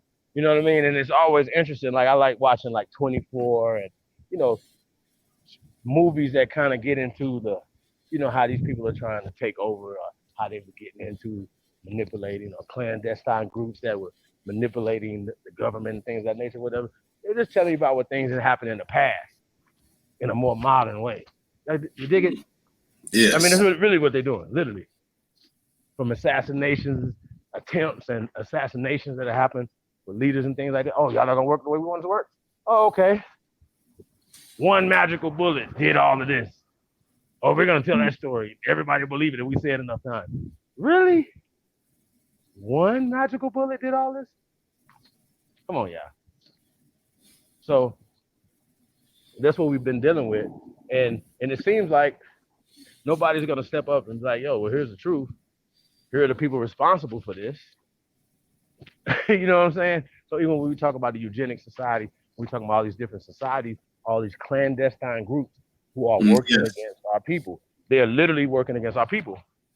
And then they hire our people as gatekeepers, as buffers, to continue to push their agendas. This is exactly what's going on. So we got to change that paradigm. It's like it's not even honorable to be a part of their agenda. We don't even respect y'all. If you're not working for the best interest of our people, especially ones who support you, shooting basketballs, doing certain things, your music, so on and so forth, right? We the people have to step up and stop it. You understand what I'm saying? They're not gonna stop it because it's been working for them. But shit, I'm living lavish. I'm living up on the hill somewhere. Um, why not sell out? That's how they thinking. When you try to do something for your people, think about it. Well, my people ain't gonna do them to drag me down. I look at some of these YouTubers start moving up and shit. You start seeing how they moving. They like, oh, shit. It ain't about the people no more. It's actually about YouTube views. It's actually about popularity and shit like that. It's not about the content. You understand what I'm saying? So it's about the people. Once the people see it, instead of saying, oh well, I'm gonna continue to keep getting pimped. You see what I'm Right. saying? So this all goes back to this colonization of your mind and these people. That's the main thing. You can take over the educational system. Mm-hmm. A couple of generations we'll have them. And that's exactly what they did. And they created laws and things to keep us from working. We work hard against each other. Well, we're not gonna call ourselves Negroes of color no more. You feel me? Yep. That's too much like attaching yourself to power. So they created a system that makes you not even like to be Negro or color. So we're gonna get into that tonight, y'all. We gotta get this link out to a few people. No one get Yeshua and Root Word up here and get their perspectives. And I You also know, got what you emailed me too. which one? What you emailed me at 9 after 9 o'clock. What did it say? Oh, the 7,000-year-old Native American bog burial found off the coast of Florida. Oh yeah, we could definitely get into some of these different sites around the country. Shout out to 114 Lincoln. I'll put that link in the chat room. Um, Ooh, so got some. they could have been like, and they try to say Native American when they describe these people, but once again, these are Negroes. These are Negro bones. 7,000 years ago, even in America, it was Negroes here. Okay, according to science, only Negroes are here on the planet. I didn't say that. That's what science said. That's what the bones in the grounds that we could dig up, or they dug up and said, well, this skull size right here fits a modern day so-called African American. You gotta understand, not somebody from the continent, because we have different skull shapes than so-called people from the continent of Africa. They don't talk about this. Y'all just look at skin color. It's not about skin color. It's about craniology. It's about your cranial. It's about your bone structure, your hip bones, your thigh bones. Oh, these are Negro thighs. These are Negro hips. I didn't say that. That's what they're saying. This is a Right. Negro face, right? You know what I'm saying? So when you guys hear that, what you'll go back to is say, well, their DNA says that they have markers of Native Americans. See, once again, you're slow. And you should obviously, like, think about it. Put yourself on the bus. Like, you obviously not thinking. You're not having no critical thinking skills right now. And that's what we're lacking a lot of critical thinking skills. So Yeah, man, it's definitely interesting, bro. What you bringing forward today? Um, so you want to get into that article, real fast? Oh yeah. Oh, the That's what's links up. been sent out. You got the root word. No, Yeshua. I haven't sent it. Did you send them? Oh no, I haven't. You got Yeshua's email. And I Let me think see. shout out to L Boogie, Peace and Empress. I don't know if you want to come on tonight. I know the sister Betha. Shout out to sister. She wanted to come through. She put her email in there. Yeah, man, we're gonna definitely open up the panel and get you guys' opinion, and we're gonna have a discussion. We'll go back and forth on some sites here in ancient EgyptoAmerica, right? But the conversation is, what should we call ourselves, right? Should we be having discussions, or even wasting energy, even having that type of discussion, bickering back amongst each other about what are we gonna call ourselves, Moors, we're gonna call ourselves Aborigine or Origines. I go back and forth sometimes with brothers that I respect. And they be like, well, man, that app takes us away, right? Well, it actually ties you to the land, right? If you took Ab off of Abel, you see how that go? So we have to, Ab doesn't, it's not like when we say Aborigine and stuff like that, whatever, it doesn't go from away, it's the actually the opposite of that. So when we're talking about the land, so, and once again, we're attaching ourselves to power. So I kind of gave it away, where I stand with it, as far as American and stuff like that. Um, so yeah, that's what I stand with it, yo. So I want to get y'all opinion when we come in or whatever. That's right, Chief. Man, I'm trying to find the email, y'all. When come on the panel, man, it's open panel night, y'all. EgyptoAmerica. Man, That's right. it's Kicking the open. week off right, man. Kicking the week off right, man. We're gonna talk about this thing. Shout out to Indigenous Mac, aka the American Indian Council, man. Shout out to that brother, man. I like the work you do over there too, man. We gotta talk about this, man. I don't know if A1 listening tuned in.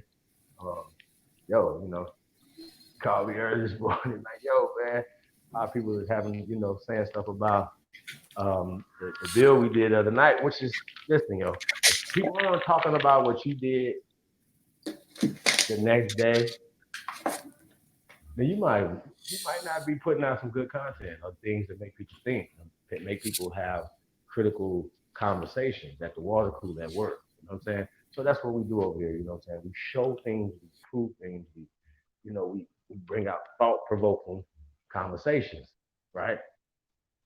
So when we talk about things like slavery and stuff like that, using it as a slave option, as opposed to us just using that as a foundation of our whole existence here in America, right? It's just crazy. We gotta stop that. Slavery can't be your origin of your existence. It can't be, and you can't attach yourself to a fantasy either. Like, oh, we was kings and queens, right? Nah, man, we was hardworking, building people that ushered civilization to the world. We are the mound builders, civilization givers of the planet. So when they be like, oh, who built these mounds? Stop playing with yourself. See, you see what I'm saying? So we have to set the agenda, right, and not let other communities, and especially these people that Lotus was talking about, set the agenda for us. You know what I'm saying? They've been setting the agenda for a long period of time, from even funding so-called African American universities, or what do they call them? Uh, Negro colleges. What are Negro? What's the colleges? Um, Historical black colleges, right? Yes, yes. That's what they call HBCUs, right? Historical black college, right? So, That's right.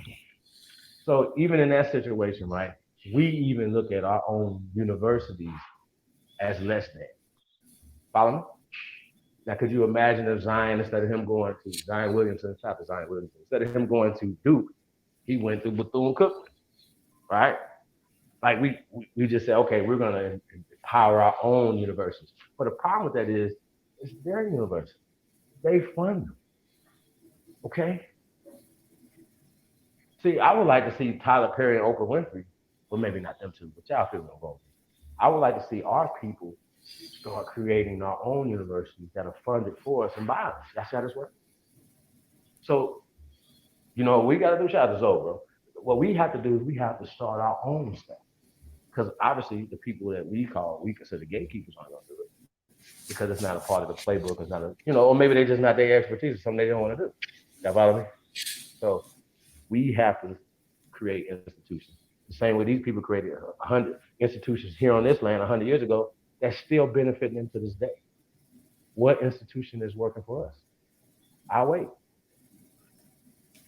Trivia question, right? That's right.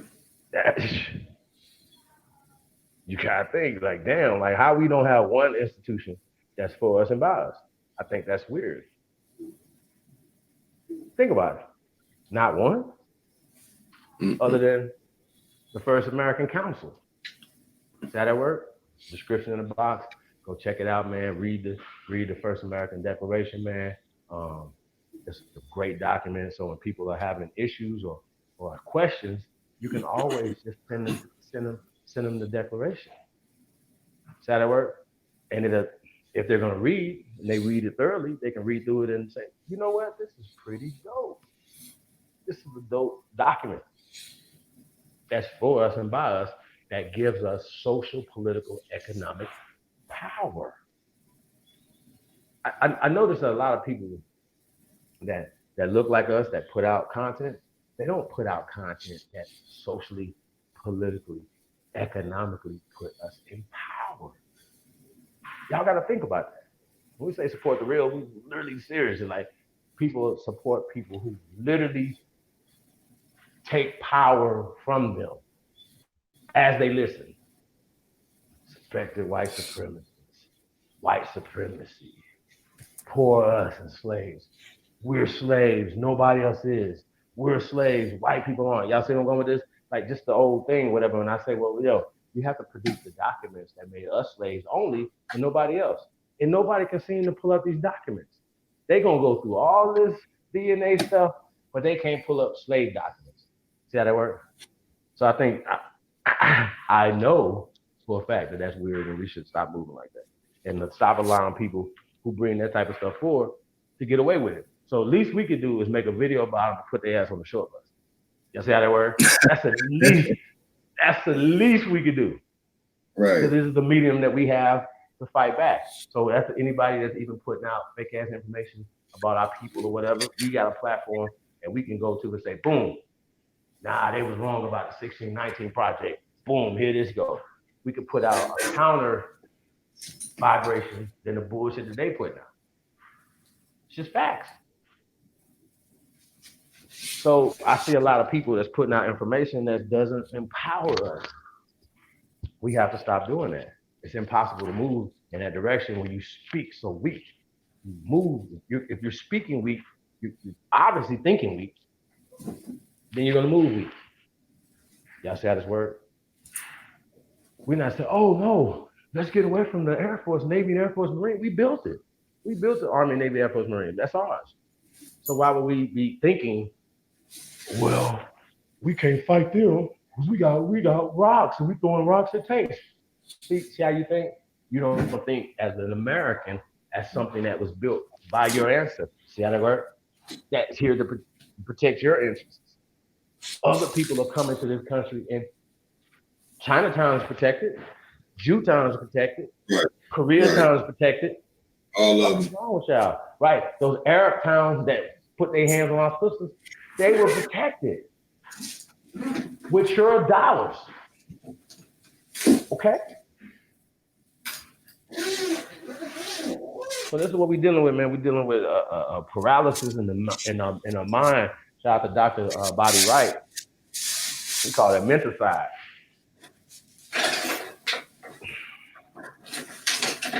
I don't know if y'all familiar with Dr. Bobby Wright, but he's a psychologist that spoke on He was out of Chicago. He spoke on, just like I said, he coined the term menticide. And when we're talking about words that are mentally killing you, words that literally kill you. When you hear slave, you're dead. You are boom, you automatically go there, or whatever. So we're talking about menticide. You know what I'm saying? So Jason Voorhees in the building. Chief Holiday, aka Candyman. That's right. Yeah, man. Ooh. Oh yeah. Now we got this article here. Very, very interesting article here, man. Let's get it up on the screen.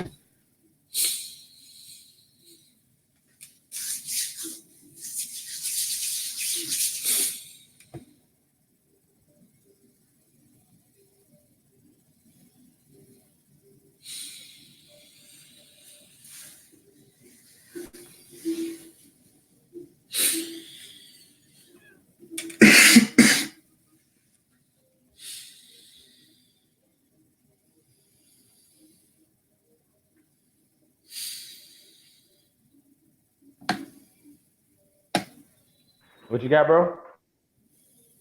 Oh, the article, hold on. Oh, that's right.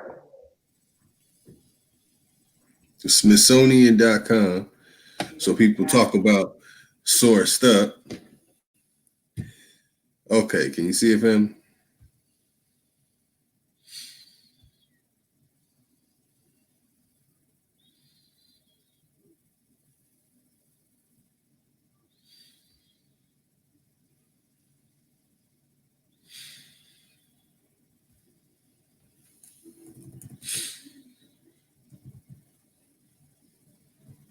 All right. Once again, hitting you with facts. Here it says thousands of years ago, ancestors of Florida's indigenous people buried their dead in shallow, pit bottom ponds. As sea level rose, the watery graveyards were submerged by the Gulf of Mexico. But as Megan Gannon reports for National Geographic, the Florida Department of State announced last week that it had unearthed an earlier archaic Native American burial ground off the coast of Minnesota Key. Archaeologists have thus far identified the remains of 6 individuals, but they suspect that many more bodies may lie beneath the sea floor. Now let's go up and get this title. I don't know why it's giving me a problem.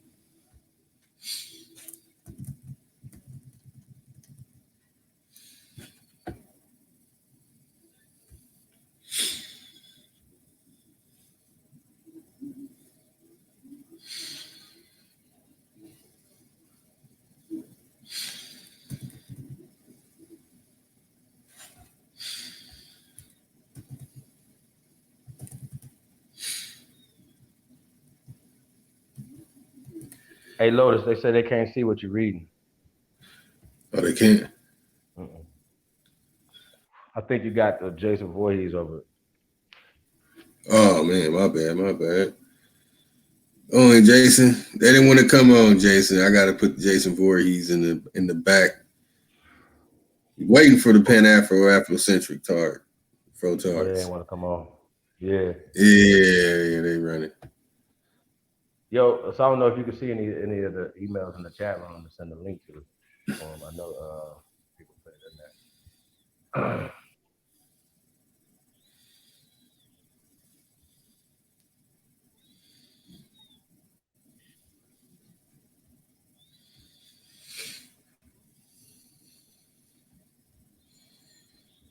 And they busted an advertisement that took the whole screen. All right, hold on. All right, all right.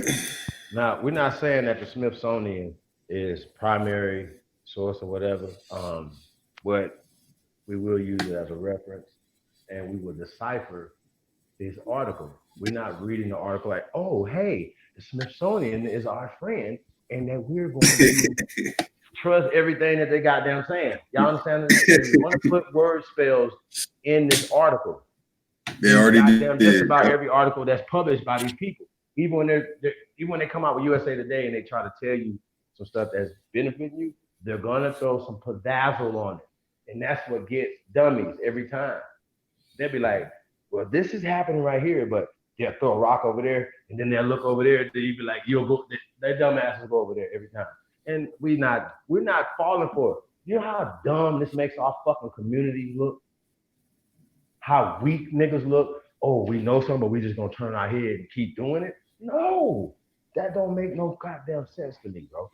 And when we find the Negroes, we're gonna read pyramids tonight in Florida and different places where you wouldn't expect they're supposed to be there. They don't supposed to be there. Who built them? Why are you hiding them? So we got to talk about these things like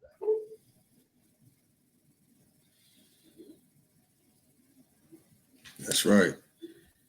Michael. Look, you're talking about 7,000-year-old Native American. Automatically. It's 7,000 in year the old title. Negro bones. 7,000 first Americans, aka Negro bones. Right? Period. That's how that works. Negro burial found off the coast of Florida. Period. Is that a word? Exclamation. So why y'all ain't finding shit 7,000 years ago, right? You can't find a slave boat 100 years old, 200 years old? No? No? 7,000, 200, 300? No? Florida? Wouldn't Florida have a gang of fucking slave boats like everywhere? No? Okay. I mean, yo, bro, like the conversations are dumb. So that's what I'm saying. So we're not reading this article from the Smithsonian because we understand that the Smithsonian is a part of the indoctrination, right? So now when you see think about how dumb the person that wrote this article, well, maybe not dumb because if remember, you're either dumb or you're trying to dupe me. So they're trying to dupe you, right? So we say the 7,000-year-old Native American bog burial. Automatically, Unkim is like, see, they're saying Native Americans 7,000 years ago, right? But when we have the conversation, yo, did mestizos, right, exist 7,000 years ago? That's a yes or no question. No, right? If they're gonna be honest, if they're gonna play games and start talking about, well, what type of mestizo and all this type of dumb shit, what type of mulatto and all this fuck shit, y'all understand what I'm saying? So when you say Native American, right, you automatically putting the reader to sleep. You're putting them in la la land. You're saying, okay, well, I want them to imagine Tonto or Osceola or any other mestizo, modern day, even Mexican looking person or mestizo. Right? Y'all understand what I'm saying? That they found 7,000 years ago in Florida. That's what they're saying. Okay. These dummies would read this article verbatim and then be saying, look, they're trying to consider themselves Native American. And not even considering the fact that the Smithsonian is full of shit and that the person that wrote this article is working to dupe you. Okay? This is the title alone is duping you. If you don't understand that so-called Native Americans did not exist 7,000 years ago, then you shouldn't be like you should have a helmet on and bills and some dumb shit because you're slow. That's how slow you are. Okay? Wake the fuck up. Stop pretending like you're woke. You're not even wokish. You're asleep because for you to read this and not understand that 7,000 years ago it was Negroes in Florida first. Right. You understand this? And this is after your so-called ice age, so you can't say, "Oh, the ice killed them." You can't do that. So they're not going to show you the measurements of these people, the reconstruction of these people, because if they do, then they got to explain to you, well, we said Native Americans, but these are clearly Negroes. Remember Walter's Nevism? This is a Negro face. Remember he was livid? All of that. These are all the same people. So these people are Luzia's, Naya's people that you are seeing. These are all the same people. This is all our land and the conjoining islands. Okay? That's how this works. So 7,000 years is probably even conservative. because they're always gonna put the you know they can't be like 70,000. So go ahead, brother. Let's get it. We're gonna, like I said, we're gonna break this article down, man, for the people. But we just had to break that title down. 7,000 years ago, there was only Negroes on the planet. Not gonna fuck with y'all. Okay. We're not about to mess with y'all. And this is the Gulf of Mexico is where the so-called sheep people would been at. So Florida's a part of the Gulf of Mexico. Okay. Okay. Like let's don't. So if we're finding so-called Olmec culture in this burial site, then guess what? Those people are Olmecs. And guess what you don't have? Olmec culture in West Africa, Central, North, or South fucking Africa. Do you understand how this works? So if they're finding Olmec culture in fucking Idaho, Illinois, if you're finding Egyptian culture in these places, and your mind turns to, well, those are Africans. See how they work? I was there. I understand. I understand why you would think that. But I didn't have me, A1, Jaguar, Cure Mayo, and a gang of other people telling you to play. There they go right here. They're lying to you. Here are the bones. Here's the fucking science right here. Here's the fucking craniology. They got to go through all these other cosmology, dumbass shit, bro. Like, it's crazy. Like, Cleo is their master teacher and shit. Call Cleo this mother. That's your master teacher, bro. She probably do better than y'all master teacher. I mean, this shit crazy, but go ahead though. That's right, man. Hey. It goes on to say the groundbreaking discovery was made in 2016. You see how long it took for us to really hit us? Oh, man. By a diver who was searching for prehistoric shark teeth. Popular pastime on the Gulf beaches around Venice, Florida. But instead of shark teeth, the diver found a jawbone with a molar still attached. He brought the relic to the attention of Florida's Bureau of Archaeological Research, which confirmed that the jawbone had come from a human. Ooh. A team of underwater archaeologists, led by Bureau Supervisor Ryan Duggins, subsequently set out to explore the site where the bone had been found. As soon as we were there, it became clear that we were dealing with something new, Duggins tells Gannon. He quickly discovered a broken arm bone, a collection of carved wooden stakes, and 3 separate skull fragments. The team returned to the site in 2017 and found more human bones and wooden stakes. In a statement, the Florida Department of State said that the burial ground has been dated to around 7,000 years ago. At that time, sea levels were much lower than they are today, creating the small inland freshwater pond. There, Duggins tells Gannon that when ancient indigenous people buried their dead in ponds, such as this one, they hammered sharpened stakes into the pond bed, surrounding the body with wooden markings that protruded out of the water. Though the newly discovered graveyard was eventually covered by deeper waters, the pit bottom remained intact. Pet slows the process of organic decay. The Florida Department of State explains in its statement, which allowed the site to stay well preserved. And that's quoted. So they keep, okay.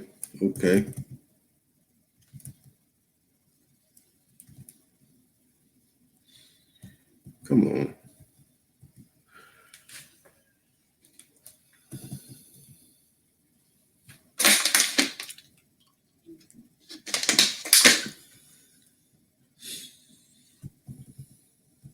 Very interesting, bro. Yeah, it is.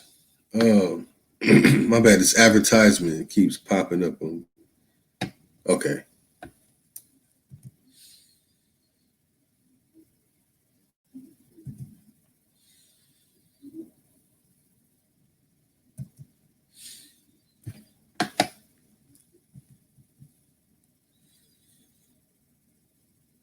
They got a little video up on that one too, don't they? Yeah, but it keeps buffering. Okay, yeah, no trip. Yo, I mean, yo, like I don't know what more to say, man. And this goes along the people who built the pyramids in Florida, places like that. We're gonna pull those up tonight too. Kind of focus on that. And I wanted to get into a couple other things, but anybody get the link there? Or no?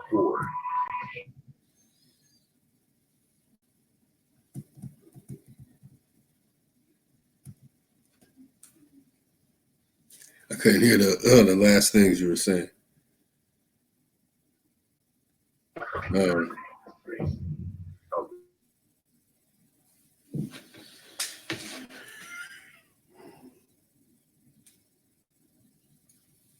okay. Officials note in the statements that it's exceedingly rare to find submerged offshore prehistoric burial sites, especially in North America. So-called bog burials are more frequently associated with regions in Northern Europe, where remarkably intact remains have been found. But the newly announced discovery is not the first pet graveyard be unearthed in Florida. Back in the 1980s, archaeologists were able to excavate 168 bog bodies at the pond near Cape Canaveral. Is it Canaveral? Which is known as the Wendover site. So y'all look that up. The Wendover site. Okay, some of the remains were so well preserved that their brains survived to modern times. Our family had skills. As Rafi Litzer of Live Science points out, the newly discovery of Minnesota Key suggests the region may hold other unexplored Native American burials that have managed to survive over millennia, withstanding natural forces like erosion and hurricanes. For now, Florida archaeologists are working to dry and desalinate the bones. And they hope the remains will lead to new insight about Florida's prehistoric population. And there you go. You got Wu Tang. Are they making a movie? Oh, that's what's up. All right. Officials. Oh, come on.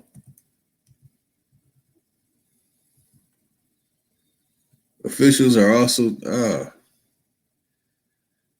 Y'all bear with me.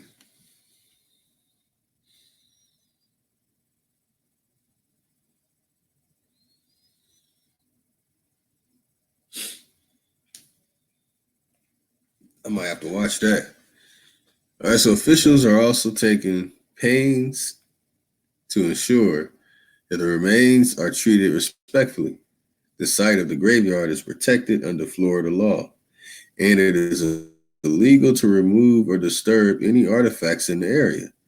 Douglas tells Gannon of National Geographic that he is consulting with Seminole Tribe of Florida about the treatment of the bones, and Florida officials plan to send a nationwide notice to Native American tribes who might want to claim the remains under the Native American Graves Protection of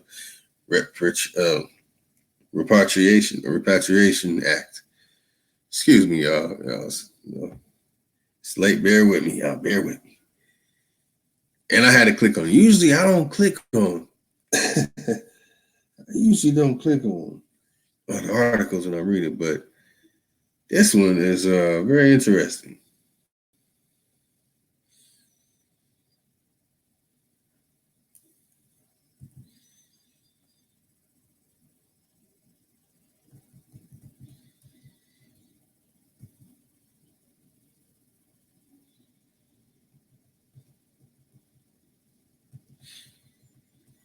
So, y'all, this is something to look into. Notice I'm not reading it for a reason. Okay. Man, y'all, we got to get into this right here. If I could find a way to get in where I can have my staking claim on remains that are found, I would definitely do it. So that's something that I'm going to put some, it's very interesting, man. You there, Chief? There you go. Got you in. Y'all check this out, right? If the Smithsonian Institute would have said a 7,000-year-old Negro, right? And they even, let's just say they describe the people through the article and stuff, and they literally say in this article, this is what they're telling you. They're literally telling you what the science is saying, that these are Negro people, right? That's what the science is saying, y'all. The science is saying these are Negro people. But what if the article and the title of it would have said it, and the newspapers would have been pushing this? Say they had been pushing this, say 50 years. Because this has been around a while. They just released it in 2018, 2019. This is new in regards to, them saying, hey, well, so much overwhelming evidence and information is coming out right now. We're finding Negroes everywhere in America. We're gonna have to account for this, and they can do it by the word spell by saying Native American. That's a problem for me, guys. Y'all understand what I'm saying? It's like it would be like you playing sports, right? And you put up a triple double, you get 30 points, you won the state championship, right? The newspaper come out and say somebody else did it instead of you. You understand what I'm saying? Nobody never corrects them. Nobody never says anything. Nobody knows that you're the champion of the state because they put somebody else's name in it. Y'all get it? Nobody knows that it's disrespectful as fuck. The Native Americans are not going to step up and say, oh, well, those are our people. You want to know, you do understand this, right? Only if it's socially, politically, or economically it benefits them. Or these are our people right here, so you guys can't dig right here or whatever. Or we don't want to do the identification of these people because it's disrespectful. Y'all already dug them up. How are they speaking for bones and people that they don't even, they're not even theirs. They don't have nothing to do with them. You didn't build that mound. Oh, we didn't build a mound, but those are our people. Wait, whoa. You wasn't here 7,000 years ago. You wasn't here 700 years ago. You wasn't here fucking 70 years ago. See how that work? Do y'all see how that work? So you definitely don't have no motherfucking Native American DNA magically popped up. Oh, well, it's good because they just created this DNA in '88. That's how this works. So they can start making up a whole bunch of shit. Well, we have Native American. We got Mongoloid. What? Wait a minute. How? So it's too dumb. You know what I'm saying? So it goes back to us, we take our cues from these people. Y'all understand what I'm saying? We take our religious cues, we take our social cues, we take our economic cues, we take everything from people that write a fucking article that's clearly in error. Y'all understand what I'm saying? So that's why I don't fuck with the Smithsonian Institute. But you got these guys right here about, oh, anything that has anything to do with the Smithsonian Institute, you know what I'm saying? We'll take it as a source, right? But when we pull out something from nature or science or the Smithsonian Institute or any other institute, right? Any other science that has been proven, right? Not like a theory, right? We don't teach theories. We teach facts. We teach fucking law. You get that, right? I think do y'all understand that we teach law? I don't think that y'all understand that. I don't think that people really follow what we're saying. This article is not our motherfucking source. The bones in the ground, right? The bones. That's our primary source. This is a reference to the bones in the ground. Okay?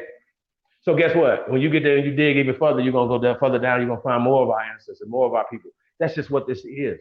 This is throughout Florida, this is throughout Canada, this is throughout Indiana, this is throughout Illinois, this is throughout California, this is everywhere. So when these people are saying that we've been here for 100, this is science coming out now, right?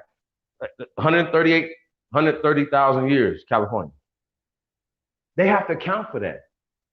50,000 years in South Carolina. Y'all, they didn't teach these things. They didn't teach us that we had different species of horses over here. They brought horses from Spain. No, we took horses to Spain, fool. Everything they said is in reverse. Y'all see how that work? So y'all be like, oh, y'all said, well, they had to go from America to Europe, then to Africa, bro. So all we have to do is find one person that came from America to Europe to Africa, right? That's all we had to do. See how that work, y'all? That don't make sense. So like we ain't playing those games, bro. We talking about things that you can actually prove. You know what I'm saying? Law, things, not fucking theories. Things that you can actually prove. Law.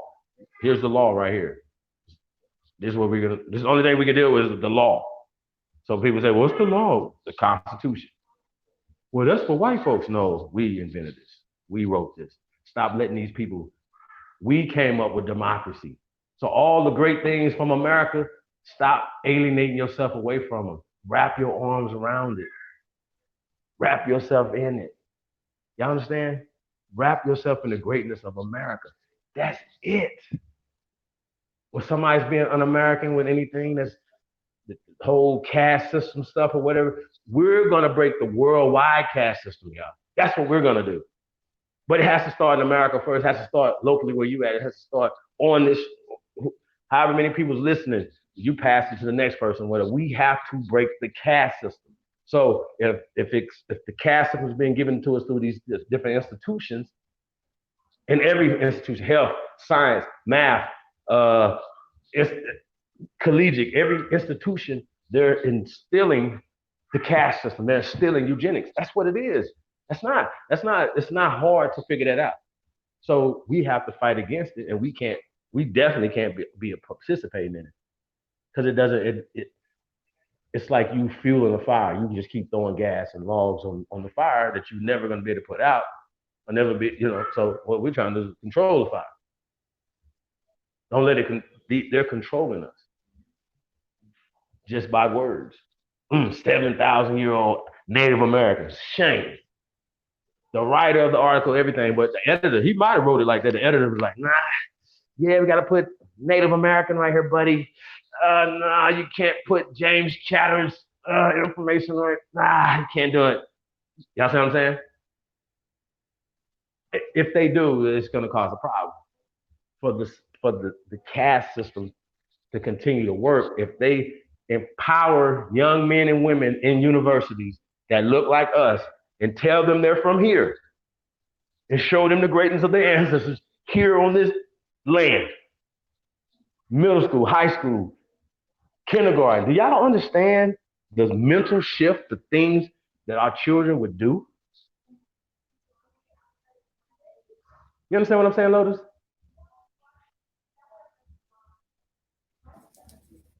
Oh yeah. Just think about that. Just the pride, like we already got pride in our sports teams, but now it means something to you to be a Mohawk. It means something to you to be these teams because they're extracting it from your people. It's not like y'all understand what I'm saying? Like you already good sport playing ass niggas, right? So why not tap into the energy, tap into the currency that they already tapped into? Football stadiums. They didn't have that 100 years ago. We just said they was playing in parking lots and shit. You know what I'm saying? You feel me? So we don't want to struggle like that, right? We think we got to have the NFL from go. All right, well, let's see. You just talking. You understand what I'm saying? So that's what we're dealing with. We're dealing with a diabolical plan, bro. It's not hard. It's not rocket science. There you go. We see it. So how do we maneuver in this environment? You know what I'm saying? I say it starts with the language. It starts with the words, verbiage, things that we say to each other. So that's why I try to, when I'm speaking to my brothers, you know what I'm saying, speak in sisters, king, queen, or not queen, empresses, you know what I'm saying? Peace God, peace goddess. You understand what I'm saying? To affirm each other, to push positive reinforcement through words. You understand? Through words. It's words. Words have consequences. So when we writing shit down, we're doing certain things. So when we're talking about the first American Declaration of Reclamation, right? We're talking about reclaiming our natural rights and our identity. It starts with you. We can't keep teaching, hey man, you gotta feel like this way and move like this way or whatever, right? I want to move differently. You know what I'm saying? And I want to teach the next generation something different. Like it doesn't make sense for us to teach them the same loser mentality. And the young lady was Yes. mad at me because I said that niggas is following losers, but that's a fact. When you say something about Richard Allen, it tells me that you don't know anything other than losers. You follow me? Like we can go extract the Robert F. Williams and the Deacon of Defenses. Where you niggas gonna do that? There's some winners that come from over there. I've never seen you niggas talking about winners. The only motherfuckers that got lost, they got turned into a can of paint or some shit. You know what I'm saying? Niggas just be tripping. Harriet Tubman shit. Come on, bro. Like this, the niggas believe everything that these people say. So yeah. Um and I just don't see the outrage in some of the things that you guys be outraged in. And for us, we feel that we could do more for the continent or any other place on the planet by empowering ourselves here in America. Do y'all understand that? You go to Africa, you at the bottom. Yeah, like you gonna move up in the social political arena. Nobody's gonna vote for you. They move differently. They have more pride in themselves and their tribes and their people. Y'all know what I'm saying? Even the mixed motherfucking blood, they'll be like, no, you niggas just mixed with cotton picking and dogs and shit. Y'all follow me? Right. No, I'm dead for. Come on, bro. Yeah, Like this. yeah, Come on. you are. I'm dead fucking serious, bro. That's how they feel. Yeah. My sister used to go over there all the time. Shout out to my sister. And I'm talking about the same mom and dad, right? And she told me the last time she went over there, she was like, they were asking her like, what did you do? Part cat? Because we're so totally different. They can look right at her, see her features, see her face, see her everything, and say, okay, her skin tone, everything. Oh, you're definitely not one of us. What are you? Cat? Literally ask her what she's part cat. So when I say that these people think we're part animal, whatever, it goes back to the teaching. It goes back to the perception and things or whatever, right? So it's up to nobody's gonna instill that in us. We have to be the ones to do it. Period. That's just it. You know what I'm saying? Yeah, man, it's just weird, man. There's a lot of shit that's going on. I just can't believe the Sammy Sosas of the world, niggas that really bleach themselves. My mind, I, I, I can't think of it like that. You know what I mean? But you got to keep in mind, people are so stuck in this caste system that the people that are at the bottom of the caste system will bleach their skin to to kind of try to put themselves above the caste system. They're gonna try to procreate with the lightest person that they can get. Do y'all get this? They're trying to. It starts with your mind, right? Now, Sammy Sosa, as well as Blake Griffin, right? Yo, mama, yo, you cool? But I want to go get me. Uh, I'm trying to make babies with Serena type shit. Y'all follow me? Like his mind would be like, yo, I'm not gonna go. You understand? So because of the society and the way things are perceived, Blake Griffin chose to go the other direction. Shout out to Blake Griffin. I like Blake, but y'all, I use him as an example. You know what I'm saying? Oh, now if his son, who's gone, he's all the way gone, right? There's no more there. It's gone. If he chooses to procreate with somebody from Scandinavia, right? Somebody from Germany, somebody from Holland or something, right? Or Caucasian person, there's you wouldn't even like you'd be like great Blake Griffin's grandson, you wouldn't even know that that's his that you understand what I'm saying? That they could you wouldn't even know that they from the same tree, which started with Blake Griffin's father. Okay?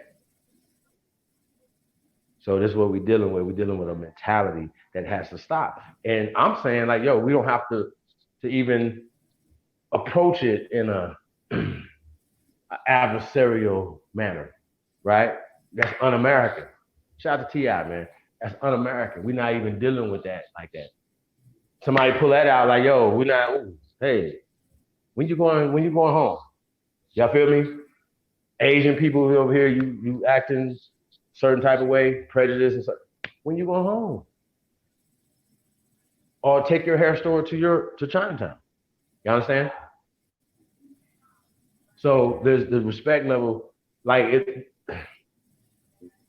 it's so bad now. I don't even know if we could boycott these people in our communities for the disrespect. It's disrespectful, just how the business model is. But we're participating in the business model. And when we see somebody has the same exact thing that looks like us, we still say, well, now I want to be over here. I rather support them and enrich them in their community as opposed to support you and enrich you in your community.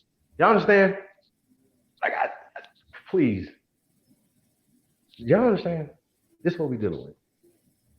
So until we deal with the psychological, it don't matter what we show, what books we pull out, what none of all we can read all these books, we show all these things. People gonna still be like 7,000-year-old Native Americans, slave. You was a slave. That's not your people. See what I'm saying? Those people walked across the Bering Strait, remember? So it goes back to that. And they could pass that off too. These guys can see the same article and they could spin it exactly the way these people here want it to be spun. You understand what I'm saying though, Lotus? The psychological damage is being done consistently every day, right? And like there's cartoons that y'all see every old cartoons sometimes, you ever catch them sometimes? And you see the like even some of the silent cartoons and stuff like that. That was pretty interesting, right? Hey Lotus, you think we could do that one thing right now?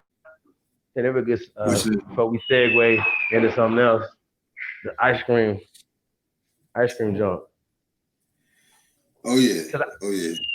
Yeah, I think this is very interesting. Yeah, we're gonna transition a little bit into this, right? But I didn't know that the ice cream truck that's driving around was playing literally a racist, prejudice, derogatory song towards our people. And these ice cream trucks primarily ride around in our community. So you got to talk about this, y'all. So Lotus turned me on to this today, man. I never had heard this before. These ice cream trucks, I haven't seen one in a while, but y'all understand what I'm saying? So Lotus, go ahead, man. You gonna say something about it? Or you just gonna play the video? Oh yeah, let's bust the video out. Yeah, man, it's very interesting, man. Shout out to that brother, man. And I got this. Let me wait till I show it for the fam. Right now, saw that. Did a live stream the night where we fell off for a short span of time, about an hour actually. And I came back on, and I had my cousin with me, the one out here in Indiana. That's the brother that put me up on this. Word. So, honorable admiration to my cousin Drew. You say Drew? Yeah, his name is Drew. Andrew Shout Lee. out to Drew.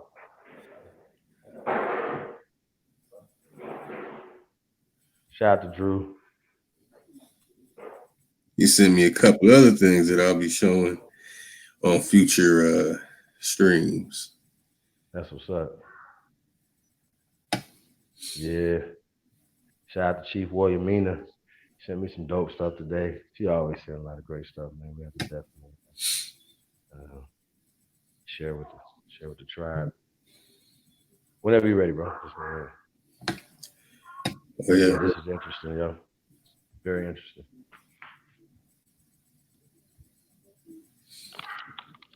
Hey, as usual, fuck fair use.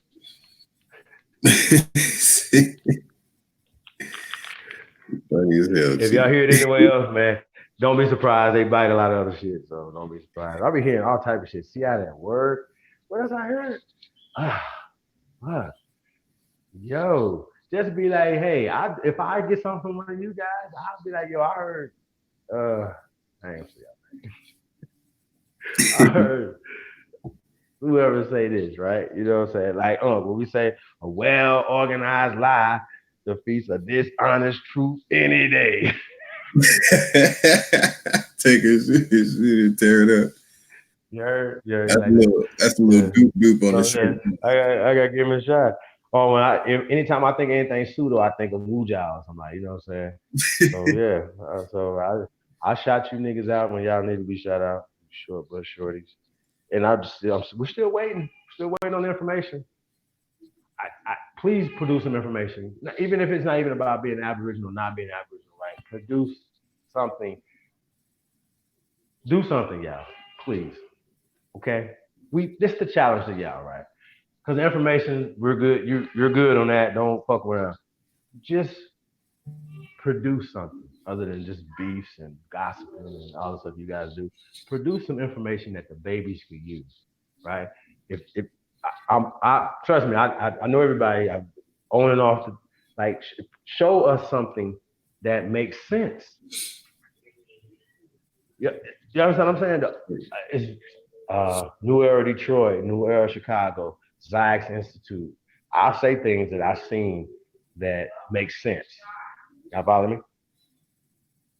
I, I and some things don't are not like when we're talking politics and stuff like that, whatever, your religious background and whatever, that doesn't matter. It's just separate. Oh, me and a Moor or me and a Christian can't have the same political interests, of course, and economic interests, of course. So y'all understand what I'm saying? So like sometimes we put ourselves in boxes and say, well, we're only dealing with our people like this, whatever. Even every organization was started to help the people. Even the gangs was started to empower and help the people. So if we're going to get to the peace side of it, well, that's where we got to tap into that, to the origin of these institutions. You know what I'm saying? And these are institutions. We're talking about these gangs and stuff like that. And I see the so-called gangs um, as better institutions than all these other institutions. And that might not make sense to y'all, but if they had the churches money, they wouldn't have to sell dope. They could protect and build in the community with the goddamn church's money. They'd be like, well, what are you talking about, Chief? You're gonna give all the money to the gangsters? Y'all been giving the money to the fucking gangsters and the pimps and the pedophiles. What did they do with it? What banks did they build? What schools did they build? So why the fuck not try somebody else and get the money to somebody else? Why not? At least you'll be protected. Fuck is y'all talking about? These niggas ain't did shit. And we can go to every fucking community. Every week they extracted millions of dollars out the fucking community. So why not get that money? So the niggas say, well, shit, just come over here and get $100,000 check just not to sell dope and so and so, so and so. You gotta, most of these brothers will build and do something in their community if they had the resources that have been extracted from the fucking community. And foreigners will come over and taking even more stuff. So that's not right. And we don't do it in nobody else's country. And I've lived in other countries, and we don't go there and disrespect other people's countries. Not I'm talking about me and you. Now maybe the governments and stuff do, but y'all get where I'm going with this. So man, you don't do no shit like that.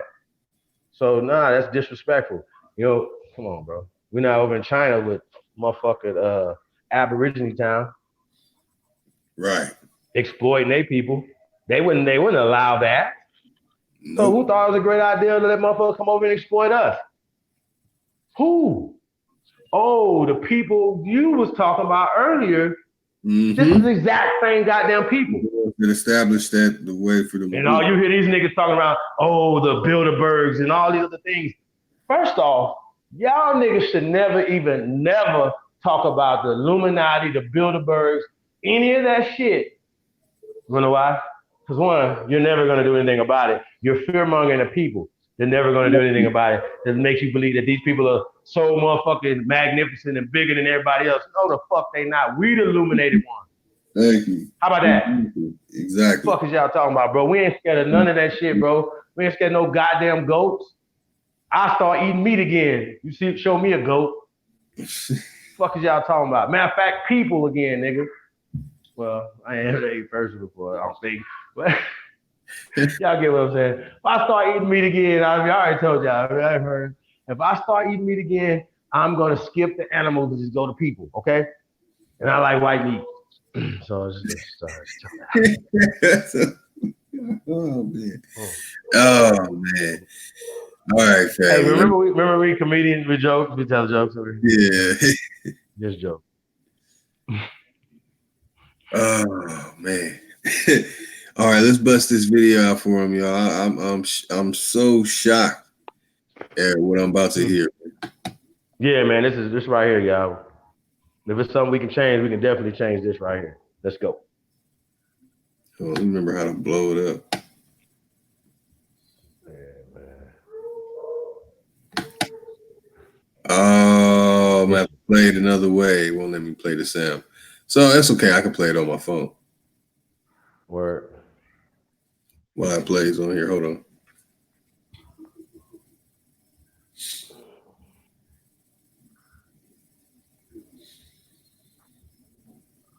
It's all right. I got a way around it. Oh, it's playing. My friend, let me ask you something. Do you have another song that you can play? We have only one box, man. Only one box? Yeah. Hold on. Hey, can you hear that, Chief? Absolutely, it's loud. Yeah, here I come. All right. Yeah. Let me turn it down. It's clear though. I know. The brother's asking the ice cream man, does he have another song he can play? And the ice cream man is acting like he got like a fucking jukebox or something. Bitch. But anyway, let's go. Foul, ain't he? His name is Jamar Milton. That's the brother that approaches him, y'all. Trip on this. Shout out to Jamar Milton. That song that you're playing, do you know what that song is? I'm not from this country, man. All right, let me help you out. That song that you're playing is called Nigga Love a Watermelon. Listen to me. No, this is just melody. No, I need you to understand. That song came out in 1906. Okay. And it's a song about black people. It's a song that degrades black people. And what it says is, We change next year. I'm gonna sing it for you. This is what it says. It goes like this. It goes, listen to the hook. I want you to hear the hook, okay? Listen, it goes, nigga love a watermelon, ha ha ha ha. Listen, nigga love a watermelon, ha ha ha ha. I'm telling you now. Okay. All right, so this is what I want you to do. I want you to talk to somebody to see if you can change the music, right? And when you do it, $60? Okay, listen, when you do it, when you come back here, I'll buy $100 worth of ice cream from you, and we'll give it to the kids. Sound good? Okay. My friend, thank you. Thank you.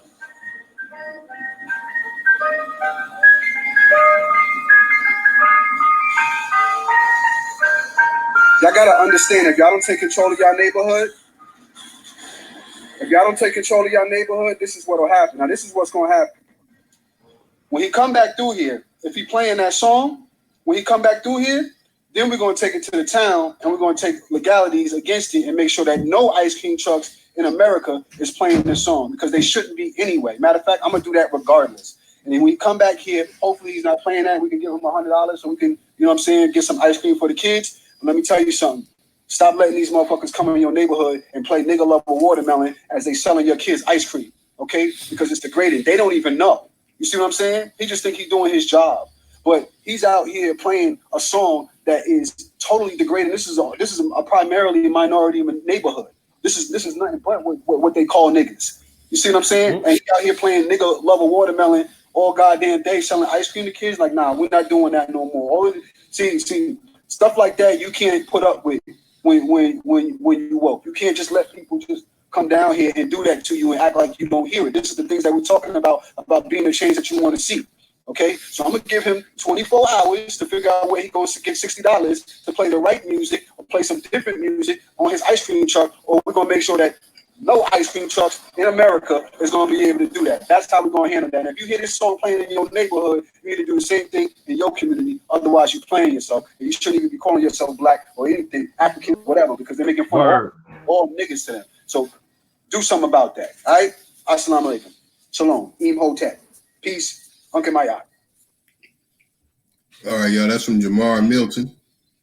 Shout out to Jamar Milton, man. Peace and all the great salutations and admirations, that came, all that, man. Back to you, brother. Hey, I like the idea he said, though, just shutting it all down across the country. I like that idea. I'm Right. sure that Sonetta, right, Garfield, Unc, Jabari, Seti, Polite, and every other brother over there would agree with us that we should shut that down across America. See how that works? It's not hard.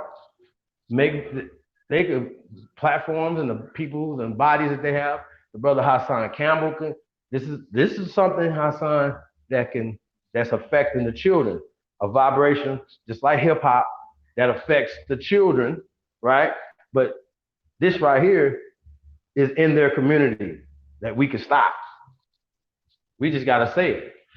And I don't believe, I don't know about giving them the money. I think they've been doing it so long that they might need to give ice cream away for years. Not give these motherfuckers another quarter. And when we see you, see how that work? Like we have a conversation. This is on the table. An ass whooping is at the end of the table. Y'all see how that work? An ass whooping is at the end of the table. It's always gonna be here at the end of the table. An ass whooping is always gonna be at the end of the table. Shout out to Jamal Milton. Y'all can read between the lines and understand what I'm saying. It's always at the end of the table. That always has to be that option, right? Now, I'm gonna be real with y'all. I like watermelon.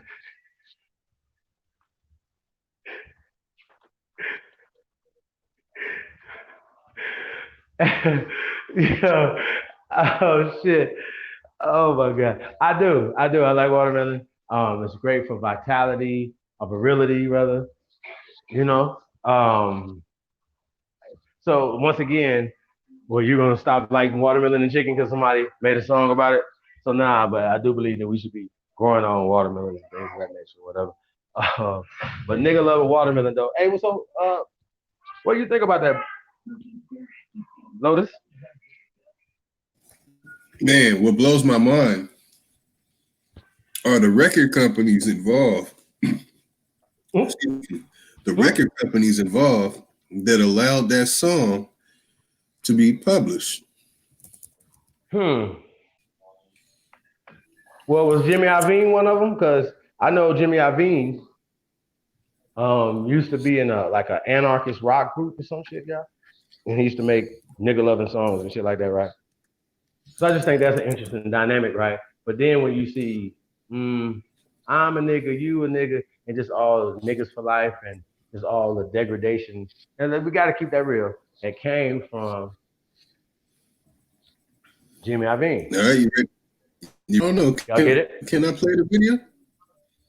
You know what video I'm talking about? The watermelon video. I don't know. Like, you know what I mean? I don't know if it's gonna even prove a purpose. That right. You know what I mean? Like, cause people seen old cartoons, so I don't even know. Yeah, you know what I mean? I just sent that so you can see it. I don't want to get flagged for no. Yeah, the Warner Brothers cartoon for no reason. Yeah, yeah, nah, I don't even know why would we want the baby to see that shit right there. Keep it real. I mean, y'all know the big lips and the hair, and you know what I'm saying. So this song, not only did they make it was the soundtrack. Yeah. So and I'm sure that a lot of our people didn't see this until the reruns and stuff like that. But these people had commercials and shit going on with this. So when we're saying, hey, this is what we because you've done this, Hollywood, right? Because you've done these things, record labels and conglomerates and things of that nature, whatever, they should be on the chopping block too when it comes to repairing. Like everybody be talking about the NFL and what the NFL should be giving back um to the community. Well, nobody never asked Jimmy Iovine and Leo Cohen and these other guys, you know what I'm saying? What they giving back to the community from what they've taken. Y'all understand what I'm saying? And when I hear this, I gotta put it back to them because they're still doing the same thing. Yo, okay, we can stop this in the community for the babies, but they won't be have to hear these vibrations. Hey, And it's just a conversation. Y'all follow me? It's just a conversation. that's Chicago right. to Baltimore, Baltimore to San Francisco, to San Diego, you know what I mean? San Antonio, like everywhere, bro. Like it could stop. We could stop it. And I'm sure even if we just went to a driver, most people not gonna know that. A lot of those drivers would have known that, right? Where the song came from, they just playing it, like he says, a job. So peep game. Now, would they play hip hop music or something like that? That would draw the children, things that they like to dance to, something like that or whatever. Y'all follow me? So they'll rather play this song right here. Think about that. And so it has to have a significance and just imagine the millions of dollars that they have taken from the community playing that song, playing any songs that destroy the moral fabric of our community, of America. How about that? That's America. right. Okay. This is America, Jack. Our communities is in America. Our communities aren't like in an island off the coast of Africa. Like it's America, right? So I want my community to be, dope and stuff like that or whatever. You know what I'm saying? I don't want it to be fucked up, and I don't want yours either. You know what I mean? Mm-hmm. That's right, man. And we have it here, the record company that published Nigga Love Watermelon. Ha ha ha. Was none other than Columbia Records. Mm, mm, mm. So they still getting paid every time they play that song through the neighborhoods. Y'all understand that, right? Columbia Records That's right. is still getting paid right now. From a So I race. just think that's interesting, yo. Yeah. It really is. But once again, though, like, yo, the brother said, there's things we could do about it. He chose to have a conversation with the guy. I think it starts there. And he said, yo, we're gonna give him 24 hours. He ain't gonna come back through here playing that shit again. Then we're gonna take legal action. We should take legal action because it's Anyway. already happening. Yep. It's already happened. Even if it don't just happen in your community, brother Jamar, you know what I'm saying? I think you put us on something to stop that across America. Like no more racism should be tolerated in America from nobody. That's right. How about that? And like when I hear, oh, black people can't Hey, be racist. Trump did say that he was dummies? going to stop something like this. Do y'all hear dummies say dumb shit like, oh, black people can't be racist because we don't have any power? I want to smack you. So, I'm like, you already conceding to these people, already conceding power. Hey, I can call you all type of crackers, motherfuckers, because I don't have any power. I'm just throwing rocks at a tank type mother. Y'all see, somebody puts you up to that mindset, dummy. Break out of it. I was in it, like, bro. Like I was resisting, cause I was. Can't tell y'all. I just like, you know what I mean. Like I took it literal. Like, whoa, like, hey, it'd be like, hey, somebody tell you, hey, like, you don't supposed to like this person right here, right? I take it literal. I didn't like you feel me? Like I didn't like. I took it serious.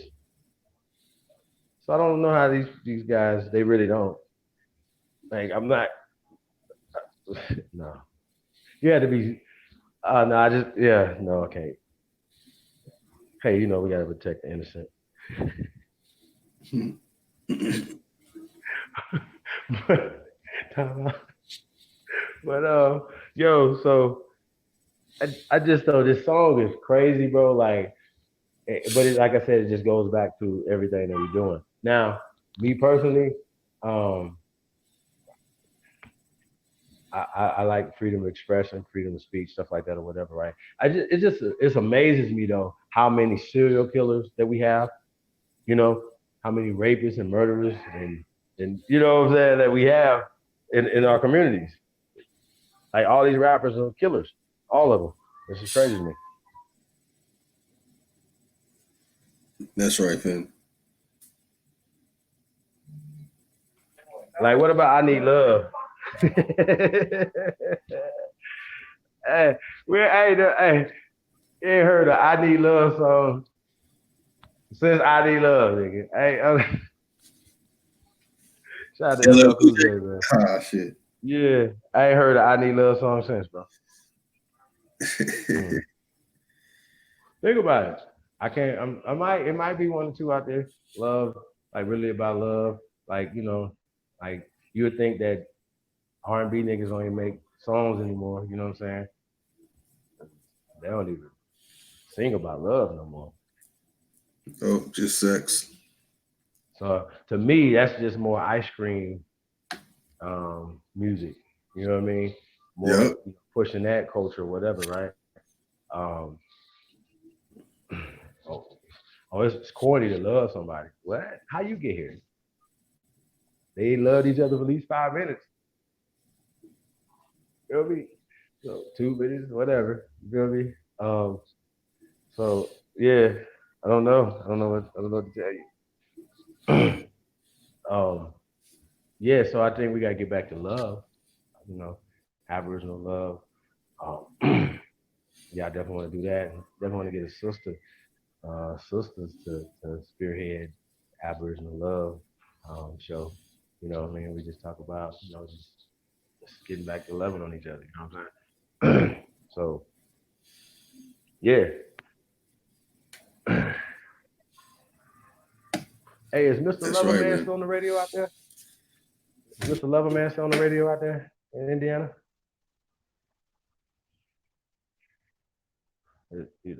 I've been a radio for a minute, y'all. So there's a lot of guys retired or moved around, So, um, yeah, Yeah. man. So I don't know if anybody was trying to get on. Um, I don't know. Did you see any emails in the chat room? I haven't sent any out because I can let it run all night. You know. um, nah, but if I get kicked out of something, so we would go ahead and shut it down. We would kick it Right. back up tomorrow. Some yeah. Um, yo, so yeah, man, this is definitely interesting. It's an interesting show, man. Yo, the ice cream joint, man. We're gonna have to definitely talk about that, y'all, more on that. Um, you know, with things that we can definitely change in our communities. Start small, but it's something. I, Apparently, it's big because those ice cream trucks make a lot of money. They wouldn't be coming to the community if they didn't. So, um, and for them to In play this black song, neighborhoods, gotta keep that in mind. yeah, yeah, All that's through the interesting. black neighborhood. Yeah, they do You don't not see them go in in. Beverly Hills. No, and No, think about it. If I class had an ice area. cream truck though, I'm going to Beverly Hills. I'll go there. Thank you. I'm going No, in to gated come back. communities and shit. Like, what are you talking about? So we gotta ask. We're gonna have to interview an ice cream truck man. Like, motherfucker, why you over here with the poor motherfuckers? Why not go over here? Why not go out to Seven Hills or something? You know what I'm saying? Like Spanish Trail or something. Can you please explain to us why are you Spanish. here? You're Right. here to play that song. Think about it. Yep. It ain't here to make the money because children are children. If you drove, it's like an experiment. Somebody said, we got to do this. We got a couple experiments we got to do. Well, I like the ice cream truck, right? Go to very affluent Brentwood type shit, right? You know what I mean? Go to these neighborhoods and think about it, right?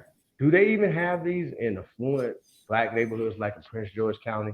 It's like so many in Prince George County. It's ridiculous, right? Like the top out of the top 10 affluent uh, Aboriginal communities, Prince George County has like 8 of them.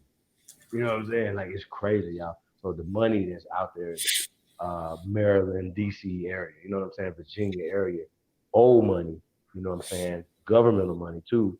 A lot of our people work within the government, so like that, y'all, in that area. Um, it, it, that's interesting to me, right?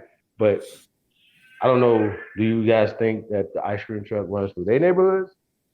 Because because it just only makes sense to me that if you're an ice cream truck driver, listen to me right now, right? Why aren't you going to the affluent white neighborhoods or Caucasian neighborhoods primarily, right? Think about it. They got more money. Their children gonna walk out of the house with credit cards, swiping a whole bunch of buy your truck out. Is somebody telling you a route to go? Are you picking the route yourself? Like, I need to know this. Like, someone, like, y'all see how my mind works? When you ask these type of questions, they're gonna say something. Not, but I need to know Right. because it don't make sense to me. Because I'm gonna go where the money's at. I really am. Like, there's children everywhere, like playing in the street. They gonna be like, "Mommy, Dad, there's a damn ice cream truck playing nigga level water." Damn. Yeah, that it needs to be put out there. Think about it. Yeah, it does. Yeah. Think about it. Yo, it's crazy, bro. Like it's crazy. It's like they understand vibrations. They understand, you know, just just like yo, man. We like the ones at the bottom. We want to make sure that they're at the bottom, staying at the bottom. We want to take as much from them as possible. You understand? Like that is amazing. Like it's incredible to me, y'all. Like my mind is amazed, right, of the level of diabolicalness, right?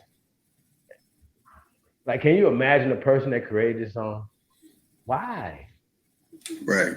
Like, think how inadequate and recessive you have to be to create something like that. And then for these people to push it from like over 100 fucking years, yo. Yep. They've been making money on this song for over 100 years, bro. Think about that. And I'm just like, yo, bro, like even after all the things that have been done to us as we speak, right? And it's gonna happen tomorrow. They're gonna play Nigga Level Waterman somewhere in America tomorrow or something. Yep. In our community, somewhere in America tomorrow, right? And all the other things, that's just one small thing, right? All the things they do, we still don't do none of these. We don't think like this. Now, I don't know why. You understand my point? Like it's amazing to me. Like we don't think on this level. Like and who's ever coming up with these things? Like I can just imagine like if say I'm a Caucasian guy, right? And like I go get a job to drive the ice cream truck, right? Think about this. And you know this, but you don't know that's the song they playing. So you go down there with them, they say, yeah, you got to play this nigga level watermelon song. They literally tell you because they know you know, right?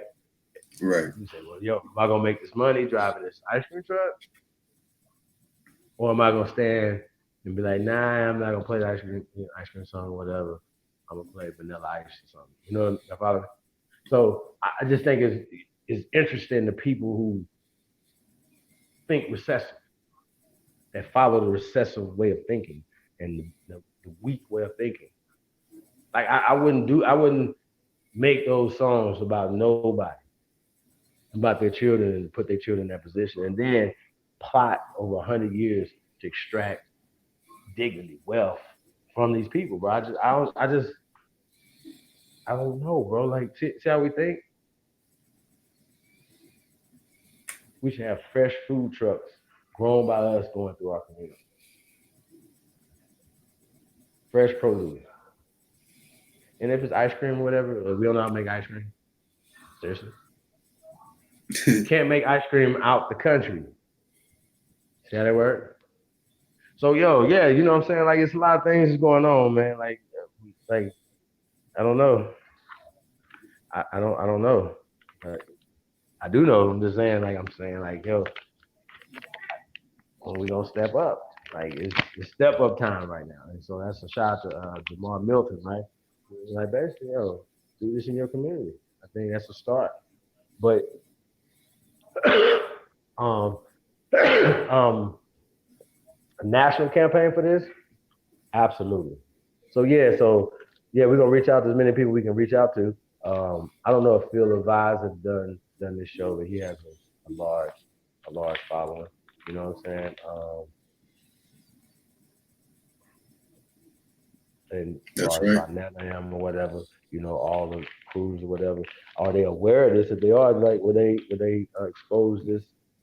Even Jamar Milton video, or even just expose and talk about it themselves. And what's so crazy is we don't have to pull it up. You can pull it up yourself.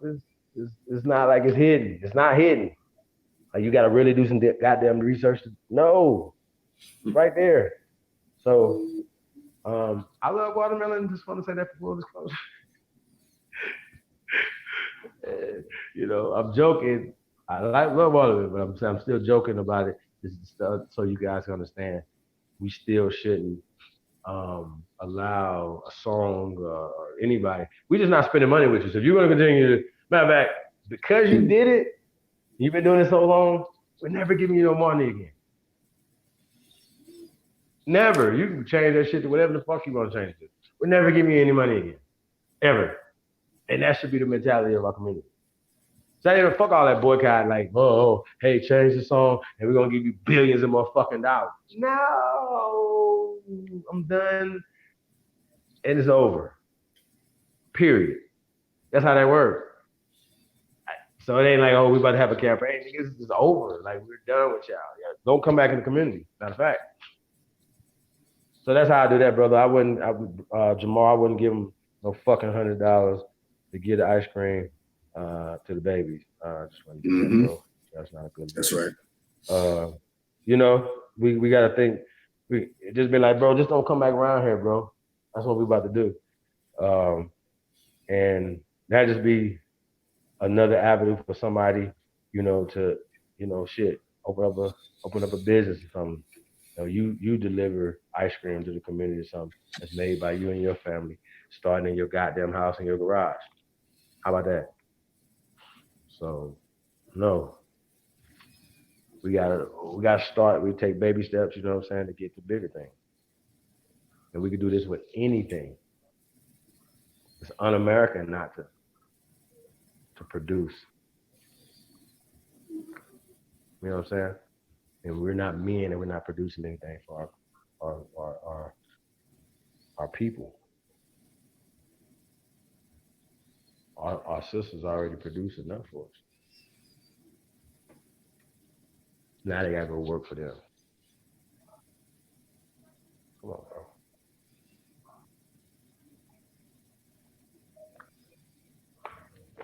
So yeah, man. Peace and paradise to all American Aboriginal, man. You tuned into the greats of all time, man. Yours truly, Chief Holiday, and we got the great Black Lotus Civilization, man. Lotus TV. Hey, man, like I said, Lotus, you want to say something before we get up out of here, bro? Oh, man. Peace and love to the family, all the brothers and sisters of the feather. Honorable admiration to those that decide to come in and what is Ty call it? Sneak watching.